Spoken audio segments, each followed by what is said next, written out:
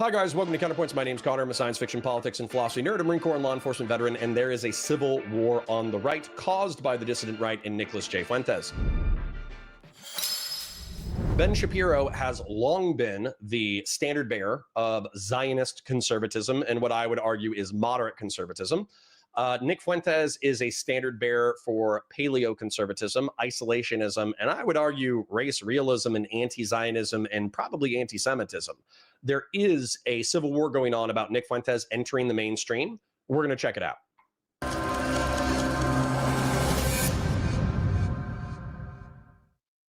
So Ben Shapiro, as part of this campaign to push this message, appeared on this show this weekend called Trigonometry. I don't really know who these guys are. I think they're from England.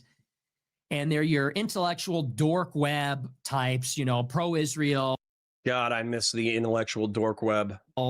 Liberal, center-right, whatever.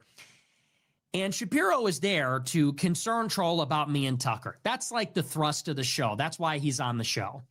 But he said something very interesting at the beginning, which I think we need to pay special attention to, because to me, this really encapsulates the whole problem. Rob, what's the death of parody? So they introduced the show by talking about Zohran Mamdani's victory in New York City. And what's everybody talking about with that?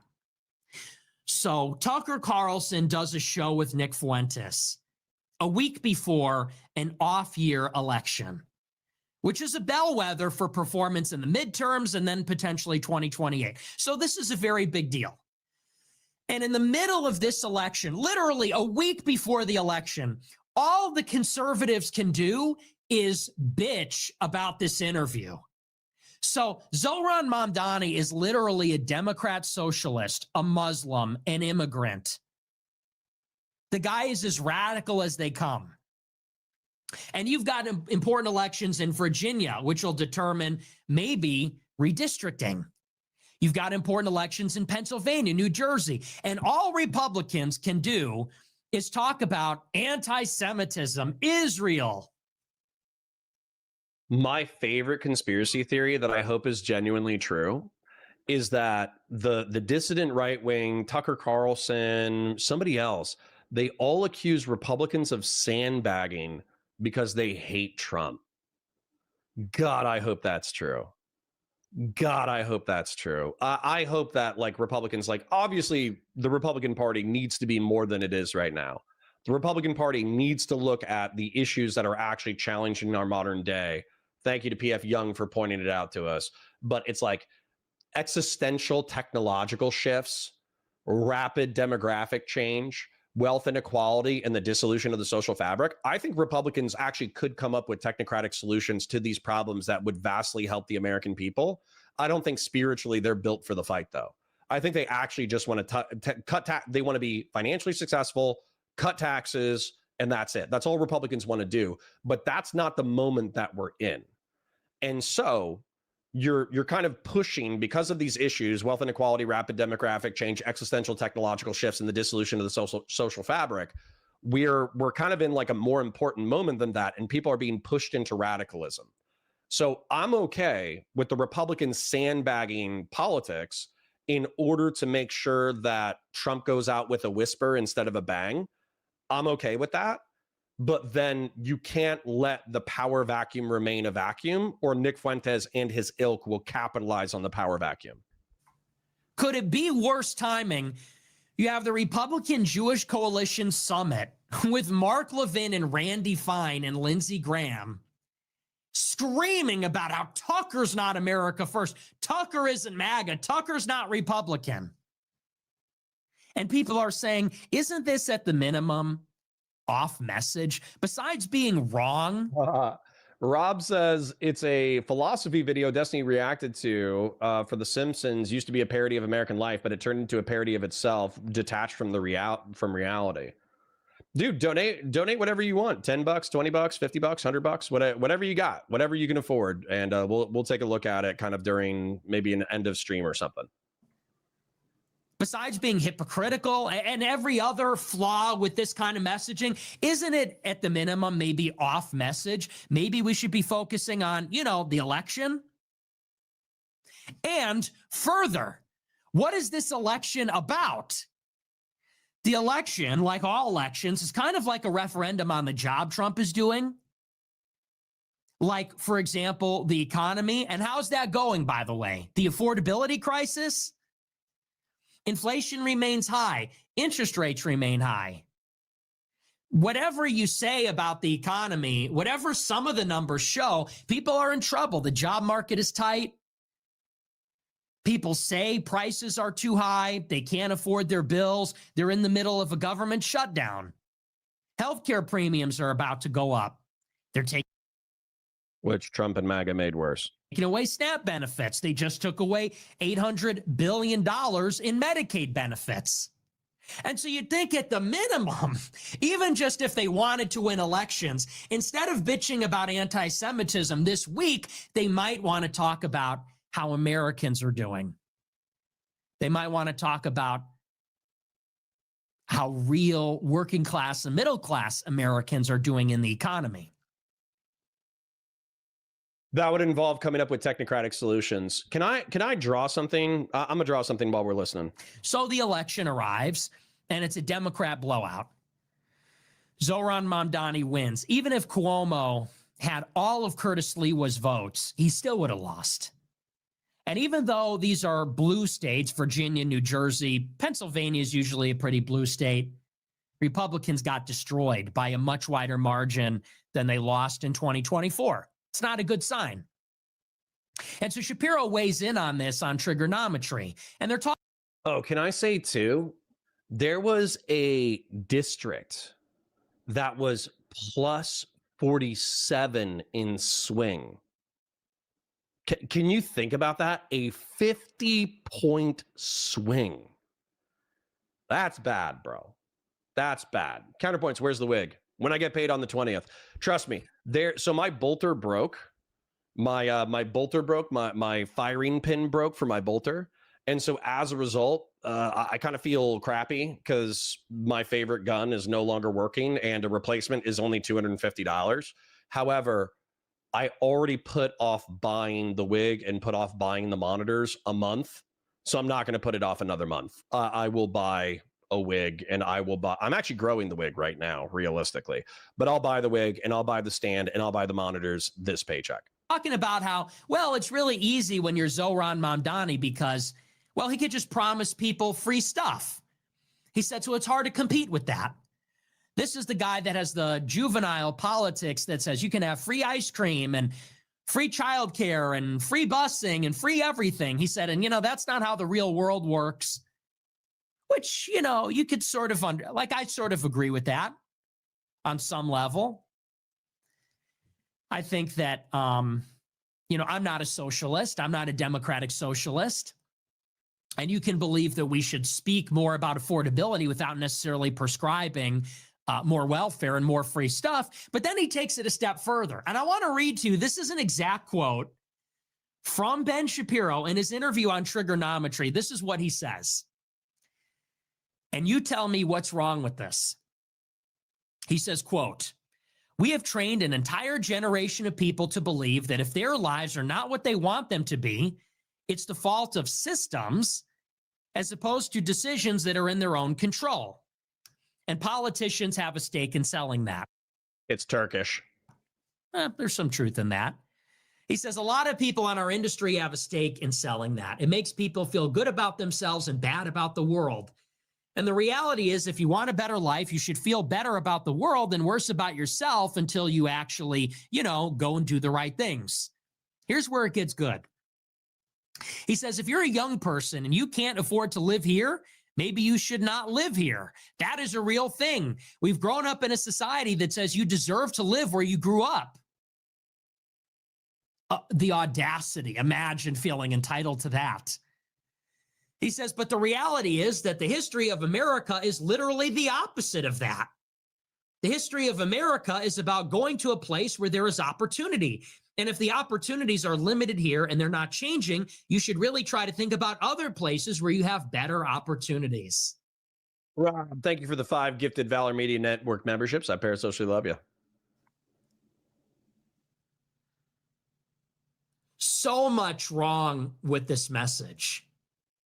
And I would say in the first place, this echoes a conversation that Shapiro had with Tucker Carlson 5 years ago, where Tucker Carlson said, you know, there's a feeling in America that things are changing too rapidly, that we are being crushed by the creative destruction of the market, the technological innovation, immigration, free trade.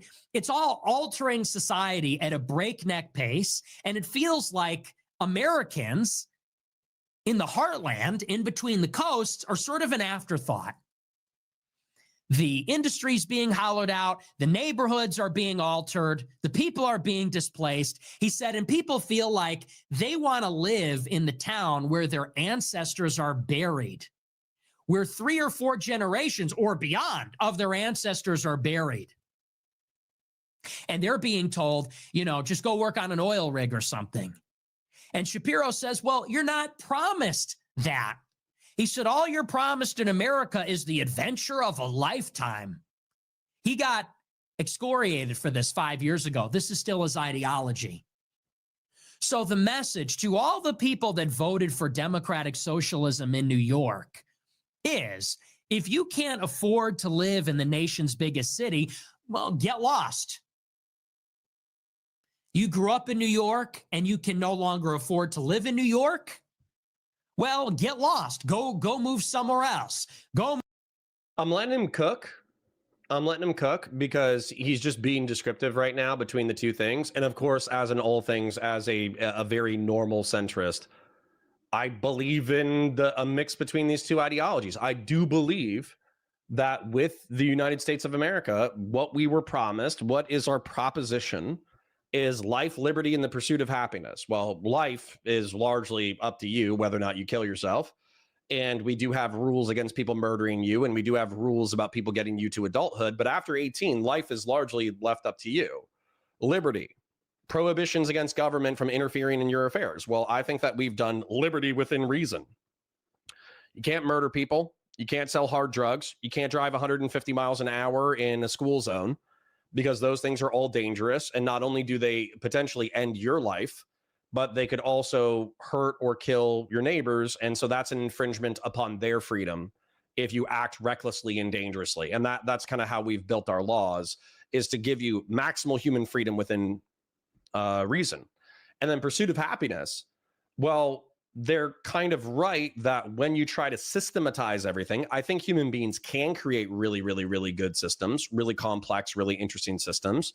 But typically, a decentralized system where individuals are making choices, at least historically, have come out with better outcomes than centrally planned economies and centrally planned governments. And so I think that we need a hybrid where, when it makes sense for the government to intervene, then obviously we should intervene to some degree. But when it doesn't make sense, we need to let the market do its thing. And so that's where, if you were born in Manhattan and your dad is a plumber, yeah, you might have been able to afford Manhattan 2 or 3 generations ago. You can't afford Manhattan. You need to be in Brooklyn, or you need to be in Queens, or you need to be in White Plains, or you need to be in I forget what the other place is, but it's right next to White Plains. It's the place where the guy had a pumpkin head, a flaming pumpkin head. Sleepy Hollow. You need to be in Sleepy Hollow. It is what it is. And then also, New York is a fucking rat's nest of humanity. It's a fucking rat's nest. So if you don't want to live in a rat's nest, don't live in a rat's nest. Move to the suburbs, move to New Jersey, move to Florida, you know, and talk to your family about it. And by the way, I am in this trap as well. I'm being very callous about the calculation of selling your property and moving, but I am victim of this as well. So I live in Central Florida. I live in a nice suburb in Central Florida. If my family sells the house that we are in right now, we will not be able to get back into this area. And this area, this area is very well sought after. It has a good education system. You can go to the public schools because the rich kids go to the public schools too. So my family is going to have a real dilemma when my kids are 18 and out of the house is, do we keep the family home, pass it on to the next generation, We'll move into a condo or an apartment nearby. That way we can help take care of grandkids, and then let the kids live here, which I would love to do. And that's honestly the number one plan. Or do we sell it and then split the dividends? Because the dividends are going to be huge. The property value is going to be insane. So we're going to talk amongst the family. I'm going to talk with the wife, and I'm going to say, do we pass this off to one of our kids and give the other kid equity so they can buy their own house? Or do we sell the property and split the equity between us and the kids? That way we can all afford properties in a different community. And we can find another community that's doing well, like Lake County, Florida, like where I used to be a cop. There are parts of Lake County, Florida that I would legitimately live in, and I would be happy and proud to live in. And they're probably 30% or 40% less expensive than where I currently live. So anyways, like if you're like a Manhattanite, if you're a Brooklynite and you're dealing with this like intergenerational issue of no longer being able to afford the community that you live in, you're not alone. You're not alone, and your parents have had to make the same choices. Your grandparents have had to make the same choices. Your grandparents have had to make the same choices. Your immigrant great-grandparents have had to make the same choices. It's a generational thing. There's a reason why my lineage is no longer in Ireland. Move to Ohio or something. Go move wherever. If you can't afford to live in LA and San Francisco and Miami, Chicago, well, go move somewhere else. That's what America's about. You don't deserve to live where you grew up. Now, let's just say first and foremost, is the irony lost on anybody that this is coming from a Jewish Zionist who says that if Israel gets in any trouble, that America needs to go and defend them? That if Israel gets into any trouble, America has to send Israel taxpayer money? So let me get this straight. If you're in America, born in America, hold on real quick. You're an American citizen, and you're born in New York City or Chicago. One of the things that we heard from Ben Shapiro, I'm not trying to be a pedant, I'm trying to correct something that's actually different. I think that Ben Shapiro has said that he wishes that Israel would divest itself from American taxpayer interest. Number one, because they don't need it. Number two, because he feels like the United States uses that as leverage in order to rein Israel in, when Israel should be free to act as it deems appropriate in the Middle East and North Africa. So actually, I'm okay with Nick's criticism so far, but I just think that's an inaccurate detail. The place where your ancestors lived. If you can't afford to live there, you can't afford housing or transportation or cost of living, you got to get lost then. But if you're a Jew and you live in Israel and you have missiles flying at you, well, then the solution is America has to go and bail you out? In other words, the American taxpayer has no obligation to bail out the American people. The American government has no obligation to the American people. Americans are not entitled to live in America. But Israel is entitled to all of that. Okay, so I want to pay more attention to what's going on, but I just want to show you. Somebody said this is either city planning or this is like the Kekistani flag. It's city planning, okay? And I want to show you guys this because these are the kind of solutions that I wish Republicans would propose. And what I mean by that is, let's say, because right now the problem that we have with downtown America, and by the way, like I love the United States, I love my city, I love the downtown area that I have, I love this, I love that, but there's obviously design problems where effectively what's going on is you have to have, number one, you have to have a car, right? You just have to have a car. And number two, you don't really have a sense of community unless you're going to community events. But you're not really going to community events with your immediate neighbors. You're going to community events with your general neighbors. And so you kind of go to a community event and it's all strangers. Like, unless you plan ahead where you call somebody else who has a car in order to do a community event, you're kind of just bumping into tens of thousands or thousands of strangers at community events who you don't know on a personal level. And so I think there's this alienation between people and their neighbors where they just don't really know each other because we don't really spend time together unless we use a cell phone or a car in order to hang out. And so what I would do if I was redesigning American cities is I would design them with not just walkability, because walkability is kind of a meme, but I would design it with a hybridization of walkability, third spaces, convenient access, and green spaces as like, how do you live an ideal life? And what I mean by that is these blocks right here that are facing the main thoroughfare, the first level, or maybe all levels, in my opinion, or maybe the first two stories should be businesses. Okay.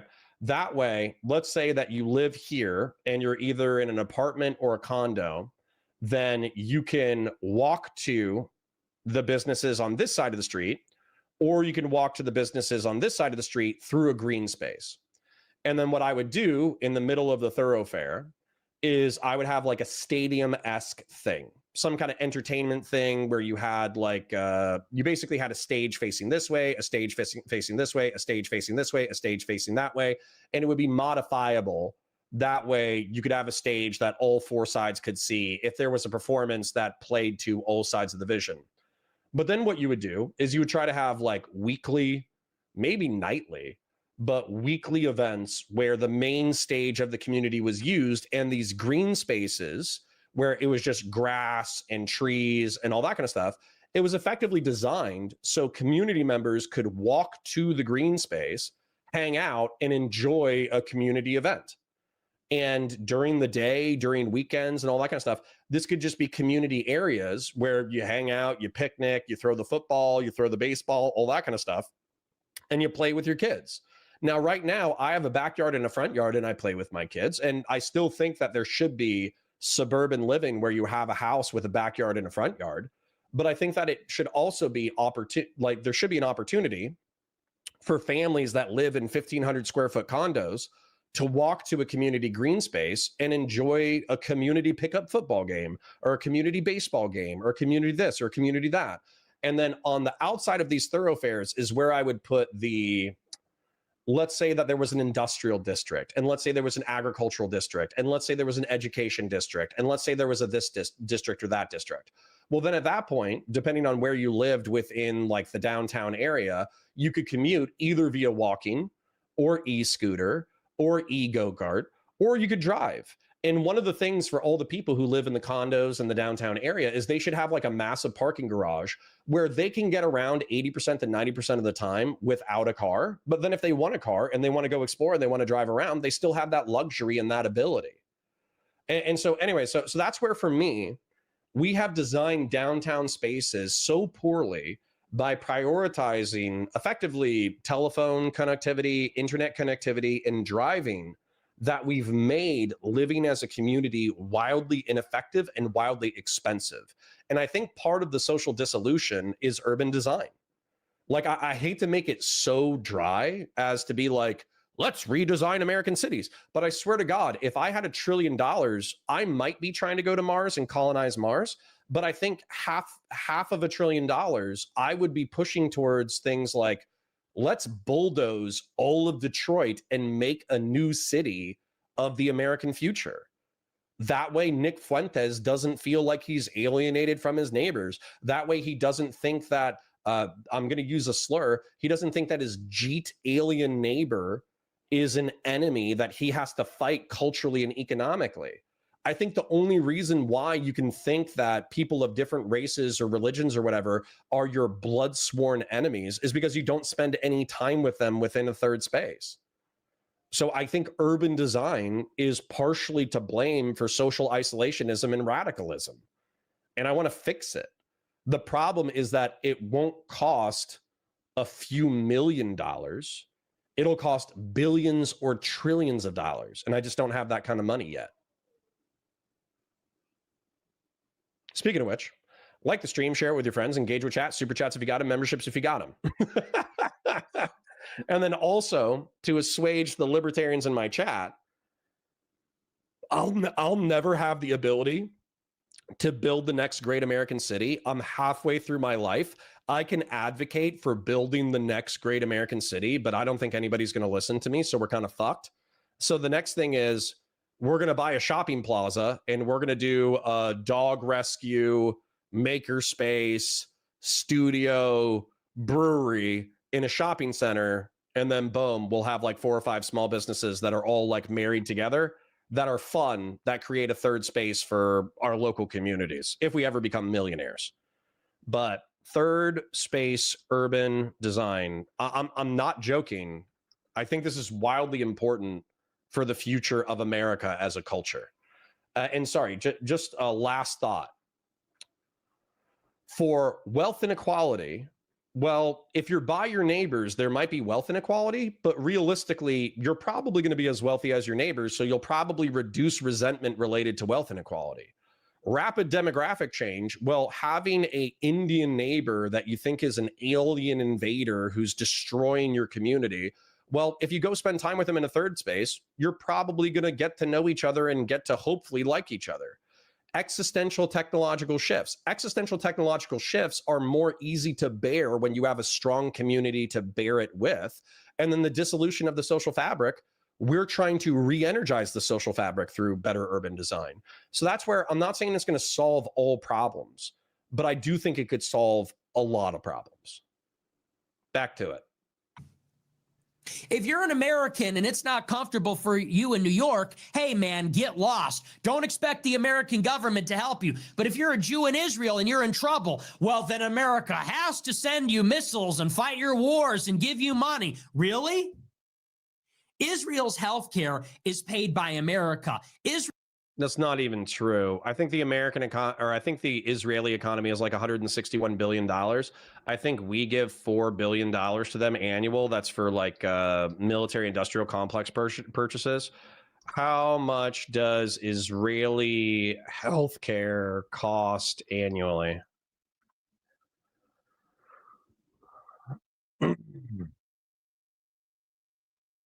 It's about $4,000 per person. So $4,000 per person, and I think they have 7 million people. So let's just do the math real quick. 4,000 times 7 million, 28 billion. So no, you could argue that since money is a fungible asset, that $4 billion of Israeli healthcare is subsidized through American military industrial complex subsidies. But no, we don't. Israel's defense. That's inaccurate. $4 billion is piss in the ocean for Israel. Is paid for by America. Israel's existence in the Middle East is guaranteed by America. The land, quite literally, was promised to them, and we are the guarantors of the promise. But Americans are not guaranteed their own country. Americans are not guaranteed their own city, their own town by their government. Really? This is the problem. This is what we're talking about. This is why we are not happy with the arrangement. Ben Shapiro is a guest here. He's a child of immigrants, recent immigrants. He married an Israeli. Do you know that about Ben Shapiro? Do you know that his wife is not even American? His wife is Israeli, which means his children are Israeli. So he is truly a foreigner. What's the problem, Ben? An American wasn't good enough for you? You had to marry someone from another country, in another country? He had to move to Florida where there's all Jews there. He moved to a neighborhood, of course, South Florida is all Jewish. What's the problem? You couldn't find an American woman, couldn't get married in America? You didn't like Nashville? This is the problem. And by the way, I'm not trying to ban suburbanism in case I'm unclear. I think that it should be an option because I know there's suburbanites who love suburban living. And by the way, I love suburban living. I love the shopping center. I love driving. I love this. I love that. But I do think that you should effectively have an option. If you want to live in a mixed use, mixed zoning, convenient e-scooter and walking friendly community that is more tightly knit, you should have that ability. And if you want to live in a more standoffish, isolated suburban community, then live in. So if you like calling your suburban friends in order to have a meetup and you drive over to the meetup and hang out at each other's houses and all that kind of stuff, that's based, live how you want to live. And the same thing with rural living. I think that especially if we're facing demographic collapse, especially if we're facing a reduction in American population and also global population, then it will make rural living easier, because we will actually have such a reduced population that's going to be centered around the cities that it'll be easier to go buy land out in the rural areas, because we will actually just substantively have less people for you to compete with. So it's kind of like a win-win-win-win-win.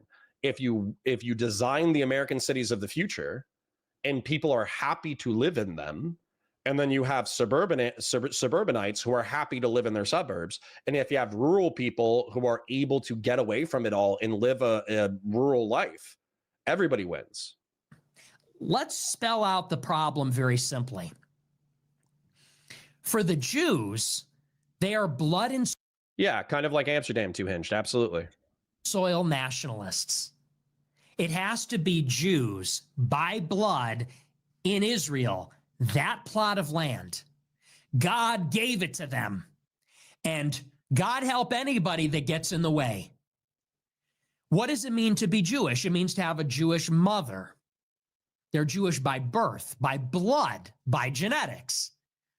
According to Jewish law, you are Jewish if your mother is Jewish, and this goes all the way back to Adam and Eve, they believe. Goes right to the beginning. They believe in blood and soil nationalism in Israel. In order to secure citizenship, all you have to do is prove you're ethnically Jewish on a DNA test. It's called birthright. It's your birthright to live there. And so for Israel, they're blood and soil nationalists. They're fascists. Oh, shut the fuck up. Ben Shapiro. He knows better than to say that. Shapiro says all the Arab Muslims need to be picked up and kicked out of Israel, because this needs to be a Jewish country for Jews. It has to be here. It has to be ethnically Jewish people living here. The state has to be Jewish. It's a Jewish nation. They're Jewish nationalists. Whenever you hear nation, by the way, I want you to swap that out in your brain with people. Okay? They're Jewish people. It's a population of Jews. And by the way, this is contradicted by the reality of Israel, where 20% of the population is actually already Arab Muslim. And at least according to Israeli Jews and to some Arab Muslims who live there, they actually get along just fine under the Israeli state. Excuse me. But then you bring up all those demographic concerns, and Doobie and anti-Israeli people are like, okay, well, why is it okay? So for instance, within the United States, a lot of civic nationalists, including myself, are making the argument that having a Hispanic plurality is not an existential crisis. Where if we have 40% Northern European Caucasian Americans, and we have 20% or 30% Hispanic, and we have 13% Black, and we have 5% Asian, and we have 2% Muslim, and we have this and we have that, it's not an existential crisis. Well, why are we able to do that, but the Jews aren't? And it's partially because we're a propositional state. We're a propositional nation. And so the question is whether or not you believe in the proposition. Because if you believe in the proposition, yeah, we started out with voting being limited to property owning white men of good character, but we've expanded the definition of citizenship and franchise and white over the past several hundred years. So it's just a question of whether or not you believe in that progress. And this is where like Nick's certainty that Americans need to become Christian nationalist, race realist, segregationists. The reason why it frustrates the shit out of me is because this might sound good to somebody who's like politically or socially disaffected to the point that they don't even identify with their surrounding community. And the only friends that they have are online race realist Christian nationalists. That'll appeal to that guy. It will appeal to no one who is living a normal life. And so that's why like the Grill Hottest, the community of Grill Hottest, the thing that I'm trying to build, the community that I'm trying to build, it's effectively like Grill Hottism is a marriage of the term grill, which is associated with like centrist grilling in your backyard, and jihadism, which is extremism. What I'm trying to advocate for is effectively being extreme about making normalness accessible to everybody, making having a family accessible to everybody, is increasingly difficult. It shouldn't be, and we should be radical about making that happen. Having a community that you love, that you participate in, is increasingly difficult. It shouldn't be, and we should be radical about making it happen. And so that's kind of where, for me, grillhottism is antithetical to ethno-nationalism. It's antithetical to the Christian nationalism. It's antithetical to any of these extreme flavors of politics that are becoming popular online, because it's effectively saying, please, God, just be fucking normal. God promised them that. But then those Jewish people come here. Ben Shapiro's ancestors come from Russia. Those people come here. And for America, they say, well, this place is for everybody. Okay, we can build a new city, Beef Supreme, but there's obviously hollowed out Rust Belt places that need it. So for instance, sorry, real quick. Michigan, Google Maps. Michigan is like the penultimate Rust Belt state where it borderline doesn't make sense that it's falling apart. And what I mean by that is, with global warming, it's becoming increasingly normal. Although people tell me that it's freezing all the time. All right. People tell me that actually Michigan's quite rough during the winter. But you got access to, I think this is fresh water. I think all of the lakes are fresh water. You have nuclear power plants that were built as recently as the 1970s. You have agricultural land that is verdant and capable of growing new things. You have major Canadian cities nearby for international trade. So my point is that, like, Michigan having Detroit, which is supposed to be like a hollowed out, really rough Rust Belt city, where, yeah, you have nice areas being rebuilt in the downtown, and you have a lot of people who are rebuilding within Detroit in order to make the community better.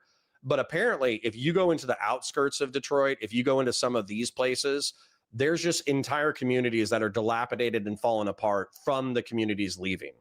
So what I would do, if I could, let's say, I don't know, let's say Washington was one of the dilapidated communities that we're talking about. I'm not saying it is. Maybe it's the nice area. I have no idea. But what I would do is, let's say that all of these places were effectively dilapidated, abandoned buildings. I would take a bulldozer. I would knock them all down. I would build the downtown area that I was talking about. And then I would build the infrastructure necessary in order to go into suburbia and then eventually go into rural areas, right? And that's the way that we would redo it. But let's say you're right in that bulldozing an entire community of dilapidated houses is like too expensive to do. And so as a result, you would be better off starting from scratch. Then I would go into Bancroft, right?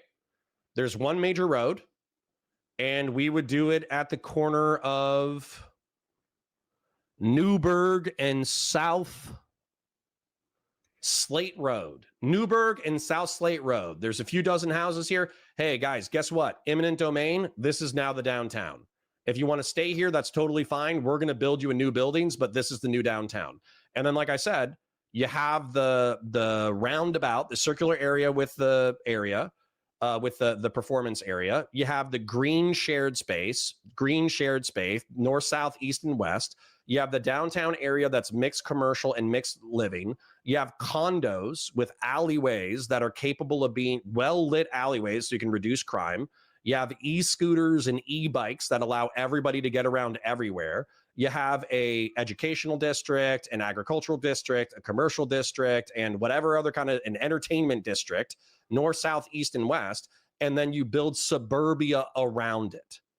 And then there's major parking garages. Like, I'm talking about 20-foot tall parking garages. That way you use a 20-story tall parking garages. That way you have a bunch of cars in a really, really condensed space, but everybody can take advantage of the community areas. That's what I'm talking about. All right. And once again, nobody's giving me $1 trillion anytime soon. So super chat.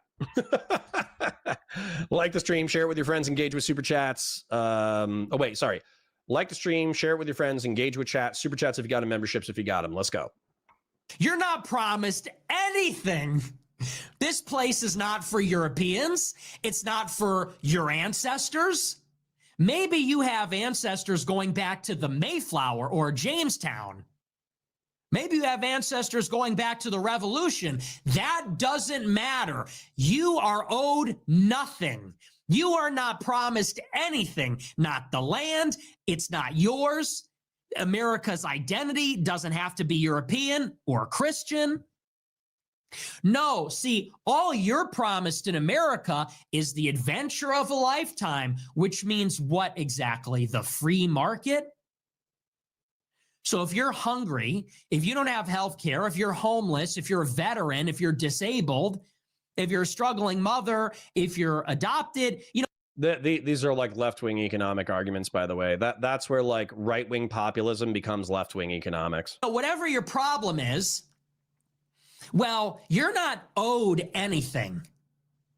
You're not promised anything, and America won't take care of you because America isn't a community. Then Batu Sai, you can live in the rural area. It's not even really a nation. America's just a big jurisdiction where we all agree on the value of the US dollar. And freedom of conscience, freedom of speech, right to self-defense, up to and including against a tyrannical government, and due process of law, and prohibitions of cruel and unusual punishment, and equal representation in front of the law, and representative democracy, and mixed economy capitalism. It's not just the value of the dollar. Because what does a community have? A community has an identity. I'm going to grab that identity is Americanism, by the way, and we are a propositional nation. As Ronald Reagan would say, a Korean can come to America and be an American. Japanese person can come to America and be an American. Inside every single Vietnamese person is an American waiting to come out. So I actually like the civic propositional nationhood of America. I think it's based. I think the fact that I can have a chat filled with Jews, Hispanics, blacks, whites, Northern Europeans, Southern Europeans, Mediterraneans, Celts, Eastern Europeans. I think the fact that we can have all of that stuff and we can still share a language, share a culture, share values. I think that's one of the most base things on the planet. I need to get some water though, so I'll be right back. Community is coherent. There's a sense of family, familiarity. There is actually a sense of shared heritage, culture, religion, values. So let's get this straight. In Israel, they have free health care. In Israel, they're promised the land. Who? The Jews. Who is promised refuge and a home and opportunity and health care and security and prosperity and defense and a way of life and community? Jews are. They're promised a real nation. But Jews come to America and they say America isn't a nation. America isn't a community. It has no shared values, religion, identity, culture, anything. And you're not owed anything and you're not promised anything. If you can't afford a house, well, hey, man, buy a train ticket. Like a bum. Buy a train ticket or a bus ticket like a tramp. Because the government won't look out for you. The community won't look out for you. There isn't a community. This is just a place where we buy and sell. This is just some marketplace. That's the problem that people have. Blood and soil for me, open borders for thee. Blood and soil, fascist, Jewish nationalism for Israel, but for America, refugees welcome. Open borders. Right? The best and brightest, multiracial, working class populism, colorblind meritocracy, whatever you want to say about it, that's what it's going to be for America. That's what's implied. And here's the kicker. Here's the best part. So maybe you could say that's a double standard, but it gets better. It's not just that Israel is going to be a community and a nation with blood and soil, and they get to do these things, and America doesn't. They have one set of values for Israel, another set of values for America. Here's the best part. They expect the American Dingy Dan says, why is America not doing good business with Iran over Israel? Well, we were. We had this guy named the Shah of Iran. He was a monarch who ruled over Iran and was a modernist and tried to modernize the state of Iran, and he was a U.S. ally. And then in 1979, he was overthrown by the conservative, giga-religious Ayatollahs. And the Ayatollahs of Iran don't like the United States because the United States supported a authoritarian dictator over Iran. And they declared Israel and the United States the great Satan, and they stopped selling us oil. So that's why. Government to take care of Israel, but not Americans. So if a New York City, if someone who was born in New York City says, I want the government to help me, Ben Shapiro says, you're an ingrate, you're entitled. You're only entitled to opportunity. But when Israel's in trouble. Thanks, Justin. I appreciate you. Quick show. Like the stream, share it with your friends, engage with chat, super chats if you got them, memberships if you got them. I'm going to shout out our heroes today. Rob with a W with the 5 gifted Valor Media Network memberships, and Tristan Clark with 2 super chats. I appreciate you, Kings. They're entitled to help from the U.S. government. If you're an American and you say, I want the government to help me, you're an ingrate, you're a spoiled brat, you're entitled, you're a millennial. But when Israel's in trouble and says, I need the American government to help me, Ben Shapiro says, you better give them the missiles. You better give them the foreign aid or Israel's. That's the part that people really hate. The double standard is obvious. It's offensive. It's hypocritical. It's insulting. That's where people say, take your dual loyalty and go home. But to add to it, what makes it truly reprehensible, what makes it truly disgusting, they're not happy with the double standard. To add insult to injury, they want America to pay for their ethno-state. It's $3.8 billion per year. It's 1/5 of their medical stuff. You're just making that shit up. I get it. We gave them billions of dollars as a forgivable grant in order to prosecute the war in Gaza. I get it. I get that it's billions of dollars, but they technically don't need it in order to operate. America will have no community. America. Yeah, there we go. So the real thing, Darth Panzer, I really hope someone manages to get Elon hooked on City Skylines too. He could do so much if he just managed to point out his autism in the right direction. That, you know what? That's what we need to do. Okay, we need to get Elon Musk hooked on urban design. So instead of trying to colonize Mars, he's more interested in colonizing Earth. And then he wants to build the next great American super city. And since he was such a Trump D-sucker, he's still good in with the Republican movement. And so as a result, he could like not only use some of his personal wealth in order to help build the next great American city, he could also lobby the government for billions or trillions of dollars to build the next great American city. I'm with you there. I'm with you there. I'm just going to move the light so we have more lighting on my beautiful, beautiful, beautiful face. Let's continue. Will have no nationhood. America has no right to an identity, a sense of belonging, a sense of looking after one another. The government has this sort of role. It's not and Israel does. No, our government will also help them. So they have their nation and ours. God promised them the land. God promised them their ethno-state, and God promised them American aid. God promised them that America's going to pay for it. So Shapiro, with his Israeli wife, Israeli kids, his Israeli loyalties, he's got one set of standards for Israel and another for us.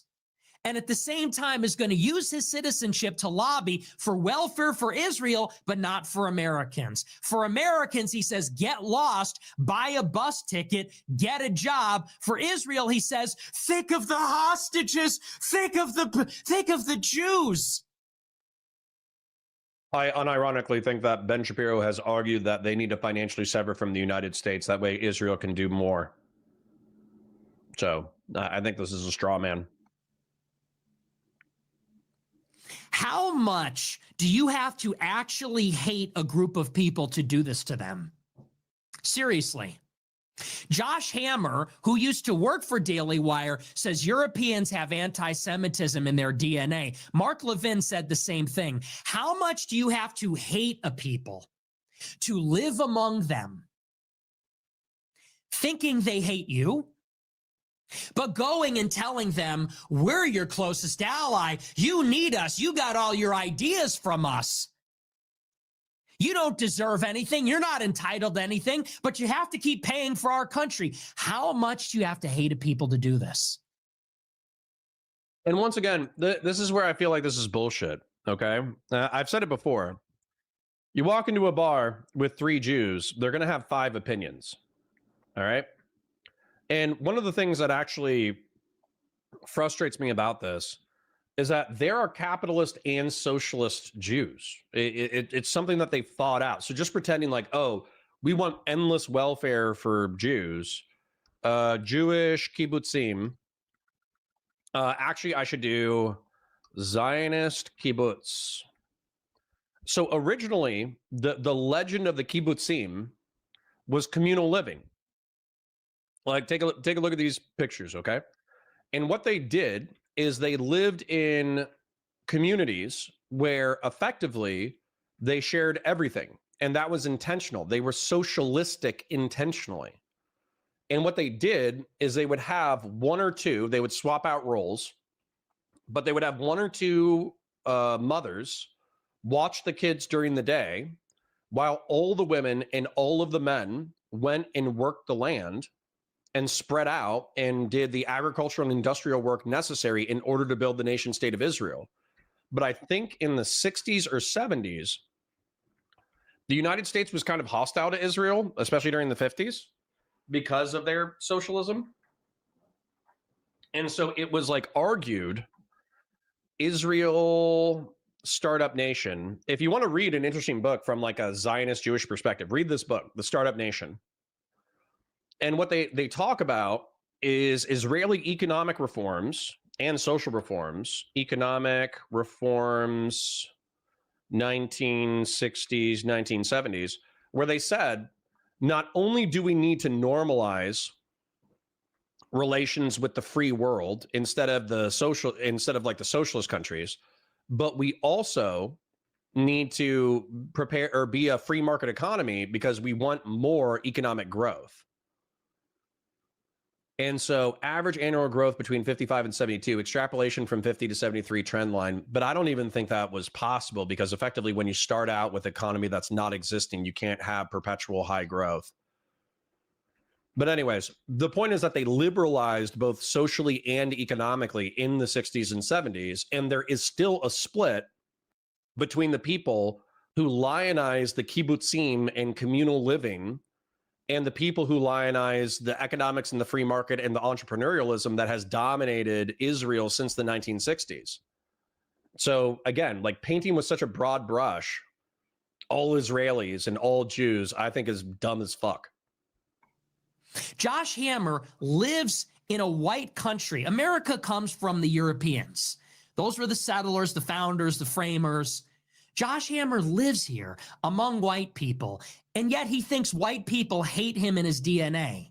But yet he gained influence here. He married someone from Israel, and he uses his influence to browbeat us and tell us, you have no identity. You didn't invent anything.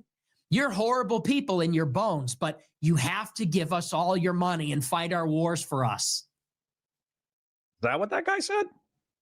Then you start to understand, why did these people get kicked out of 109 countries? Because of behavior like this. Because of behavior like this. It's not because people are jealous. It's not because of an irrational hatred. It's because I think at a certain point, all these different polities came to realize. Wait, Doobie says the fact that Ben Shapiro argues that Israel should unshackle itself from the United States proves Nick's point. I don't think it does. I think Nick is accusing Ben Shapiro of being like a bold-faced hypocrite because he wants laissez-faire economics in the United States, but he wants Israel to be more independent. How would Israeli independence be not akin to laissez-faire economics? I almost guarantee you that if he talked about domestic policies within Israel, he would probably say that they're too socialistic. That he would probably say, oh, socialized medicine isn't good for anybody. He would probably say, oh, the welfare state is too generous in Israel. Like, I doubt that Ben Shapiro's fiscal conservatism disappears cross borders. He probably has a laissez-faire, pseudo-libertarian economic view, regardless of what country you're talking about. So I don't, you could argue that those are paid talking points by rich Americans in general, but I still don't think that that's possible. Well, QC says, I miss LB. She would have Conor wanting to throw chairs right now between her and Fuentes. True. Somebody reach out to LB. Somebody go find LB's comments on Valor Media Network and ask her to come back and be a part of the community. Also, AF Racing while we're at it. Somebody gave us a super chat. Thank you to Landon Stewart. More coming in payday. The Nazi advocating for a welfare state is a reminder that without a pressure release for the average person, they will turn to radical ideology for help. It happens every time. Well, guys, and that's why I'm unironically advocating for solving these issues, even though they're incredibly complex. Like, I'm going to memorize them eventually, but wealth inequality, rapid demographic change, existential technological shifts, and dissolution of the social fabric, we have to address these on a micro and macro level, or else we're fucked. Because people will keep using these anxieties as pretext to embrace radicalism. Wait a second, you don't see yourself as one of us. You're not advocating for what's best for all of us. As a matter of fact, you don't even like us. And that's so rude. Who are we talking about? Actually, you seem to be taking advantage of us. And if that's the case, then we need to go our separate ways. That's the story. Shapiro hates Americans. He sees Americans as useless eaters. And he, well, you got to pick one. We're not useless eaters. We're cattle. We're tax cattle. We're slave cattle. But dude, you're mixing up your terms. You're mixing up your metaphors. Useless eaters are people to be eliminated. Cattle are to be used. He can couch it any way he'd like. He can frame it any way he'd like. But look, if you're an American, I actually do believe that we have a community here. We have a nation. I disagree. Who's in the nation? That I want to know the borders of the nation. Who are the people that make up our nation? I want to know that. Agree.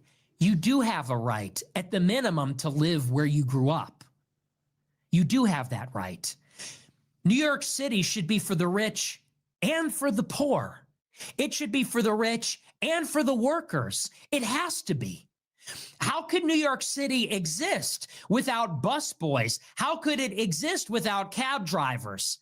How could it exist without hotel workers? Yeah, so just as an example, sorry, let's do New York City, Google Maps.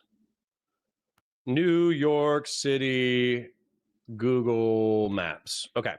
So just as an example, for those of you who haven't been, New York is kind of a wild place. And Manhattan, the island of Manhattan, is separate from everywhere else, but there's bridges obviously going to different places. Where that's too big. Where's Manhattan? New York, New York. Okay, here's Manhattan. So anyways, the point is that if you really White Plains, am I tripping? Jersey City? Is Manhattan a peninsula or an island? This is Staten Island. This is Long Island. I guess New York City is technically a peninsula? Is that correct? Have I been lied to? Oh, wow. I've lied to myself for years, ladies and gentlemen. Let me just check out Manhattan real quick.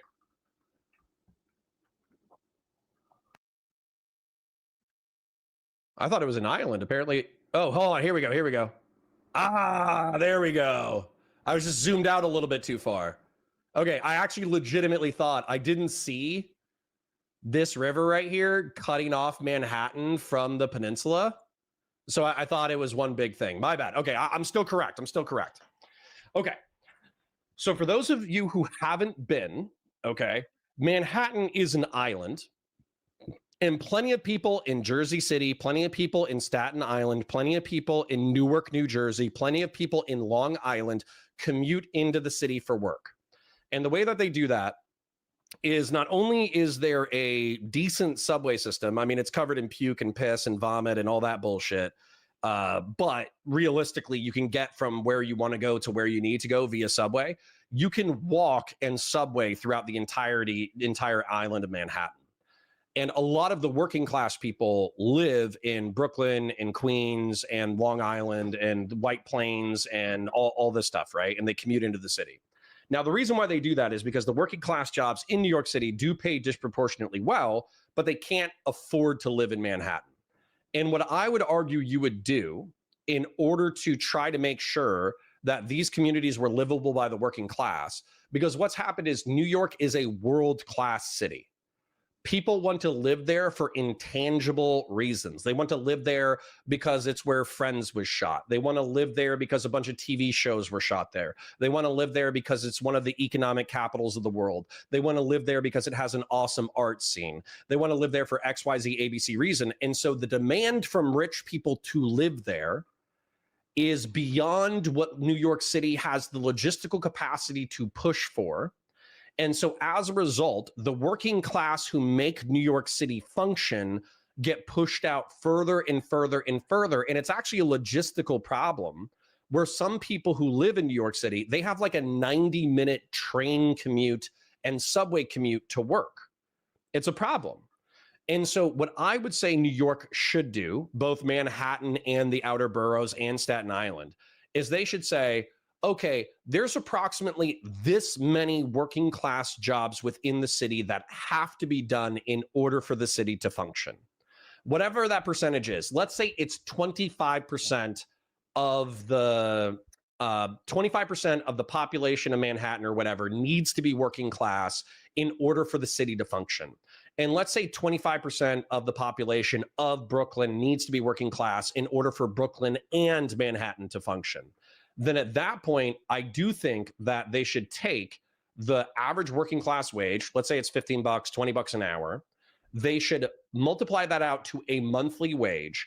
And then that percentage of housing, let's say it's 25% of housing, should be designated for working class families, where a third of the working class average income can afford that housing unit. And then boom, you can solve this thing of, well, we need economic pressure to push people out, but we also need the working class people in order to make the city function. We need to split these priorities. That's how I would do it. And then also, real quick, real interesting thing, I think it's this island. I'm waiting for the satellite to load. But this island has been turned into a tourist destination. But it used to be where they threw all the dead bodies. Whenever they had like the Spanish flu, like all the dead bodies, they threw them onto this island. And they also used to have like an insane asylum on this island as well. And yet they converted it into high-rise condominiums. That way more rich people could live close to Manhattan. Anyways, I'll get to the super chats, Doobie, I promise. I'll scroll through chat. I'll catch up with you. And where are those people going to live? They're going to go and live across the bridge. They're going to go live somewhere else. We're going to have Billionaire Island, Millionaire and Billionaire Island. What do those people even make? They're going to work in insurance, real estate, and finance. And all the slaves can go live in the slaves' quarters and commute on violent buses and violent public transit. Yeah, that's what I'm saying. Designate working class housing in a percentage that makes sense to keep this the city functional. Doobie for 10 says, you agreed with me about this last week. If Ben Shapiro sees himself as an American first, why would he be advocating to reduce Americans' influence over Israel? Shouldn't he want more influence? Yeah, I don't think he's America first. I don't I think that I think Nick was saying that Ben is trying to have it both ways. I don't think Ben is trying to have it both ways. I think that Ben Shapiro is probably an internationalist. I think that if somebody called him Israel first, I wouldn't be insulted, considering how enthusiastically he advocates for Israel's position in the Middle East and North Africa. I understand it from a descriptive historical perspective. And we've gone over, real quick, right here, we've gone over ethno-religious loyalty to countries of origin, right? These are the Protestants and these are the Irishmen, the Celts, the original Celts of the island. And the IRA and the Irish originally argued that until they govern all of Ireland, Ireland is not truly free. Well, what ended up happening is they had a peace accord where they just conceded this territory to the colonial Brits and the Northern Irish government, and then they just focused on internal economic development. And I would make the same argument. Now, you could say that the blue are the colonists because that's Israel. But what I would say is my ideal between Israel and Palestine would be, let's draw some borders that make more sense. Maybe even give the Palestinians more territory. Let's make a highway between the West Bank and Gaza. That way, these people can travel freely to and fro without harassment from the IDF. And then let's focus on socioeconomic development within these territories. That's what I would do. And then if the Palestinians are like, well, you took a bunch of land, then I'd be like, well, tough shit. It's either this or nothing, because you lost a war. Sorry. It's, by the way, I almost advocate for the same thing within Russia and Crimea. I say Ukraine should concede some parts of this territory in order to get peace and then focus on internal development. Lo siento, mi amigo. Is it? It's insane. That's insane. Of course, the cities are where the jobs are. That's where the opportunity is. And yes, the cities should be made affordable for everybody. There should be affordable public transit. There should be affordable public services. Newbie for 10, thank you for the Super Chats, King. Nick's criticism of Ben is that he says Americans don't deserve to live where their ancestors were born if they can't afford it, while also advocating for Jews to live in their ancestors' homeland. Yeah, but Jews can arguably afford it, right? They might not be able to afford Tel Aviv. Like again, Doobie, like I think we might be talking past each other. If somebody who lived in Tel Aviv, I don't think Ben Shapiro's fiscal conservatism ends at the border. Tel Aviv, Israel. I'll try to make this brief because I know I've been interrupting Nick a whole bunch. Maps. If there was a guy who said, oh, I lived in, I was born in Tel Aviv. My grandparents were born in Tel Aviv. My parents lived in Tel Aviv. I want to live in Tel Aviv. But it's too expensive now, and I can't afford a working class life. Then what I would say is, well, we should calculate how many housing units are necessary to keep Tel Aviv a bustling city that's accessible by the working class. And then we should designate that many housing units for the working class. But after that number, tough shit. And what Ben Shapiro is saying is, well, you want to live in Tel Aviv. Well, that's a bustling city. Tough shit. If you want someplace that's cheap, then you need to move to, I don't know, what's this place called? Ashkelon, or Kfar Silver, or Brea, or Hodaya, or Be'er Ganim, or Nitzanim, and you need to live there, and you need to commute to Tel Aviv. I think Ben Shapiro would actually agree with exactly what I just said. So I don't know if we're talking past each other, but I hope I've made myself clear. Affordable housing. You are entitled to that. Just as the Jews feel entitled to live in Israel, New Yorkers are entitled to live in New York. Doobie says, Ben's ethno-nationalism for me, but not for thee, is absolutely hypocritical. But I think he would argue that 20% of Israel is Arab Muslim. Chicagoans are entitled to live in Chicago. Angelenos are entitled to live in LA. And yes, the government should take care of those people. Society should take care of its constituent members. We do not live in an open market. We live in a nation. We live in neighborhoods. We live in cities made up of people. when it should be based on shared heritage, shared identity, a shared sense of belonging, like we're all in it together. And the Jews understand that when it comes to Israel. They understand that when it comes to Brooklyn. Americans who can't cut it in America should leave America. I think he would just say get on welfare and go into the rural areas and live with like your hick neighbors. Now he would hate the welfare, but I don't know if he would say that Appalachian Americans who are on welfare should be denaturalized and deported. I think that's probably pretty far. Understand that when it comes to Surfside, but when Americans want to live in their own country, they say you're an ingrate, you're entitled, get lost. What kind of rootless way of that is thinking? Well, what rootless kind of rootless way of thinking is that? I guess the Jews in Israel should get lost. Seems like it's pretty expensive to set up a country in the Middle East that we're always having to defend it all the time. Why don't you get lost? You don't want to live in America because of anti-Semitism? Gee, maybe you should stop blaming the world and start blaming yourself.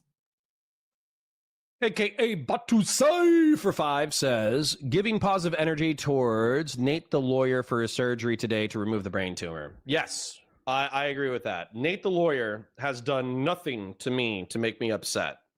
However, I do think he's pro-Trump. So I was tempted on social media to make a pro-Trump lawyer brain tumor lol, but I restrained myself because Nate the lawyer has done nothing wrong to me. And it seems like he has a good community that's pulling tight around him, where they're saying like, Nate's a good guy, we should all pray for him, we hope he comes through surgery, et cetera, et cetera. So I hope Nate's a good guy. I hope his surgery is successful.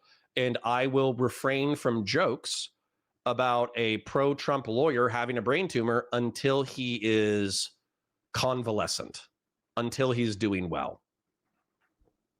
Stop blaming a system and start asking, what did you do wrong?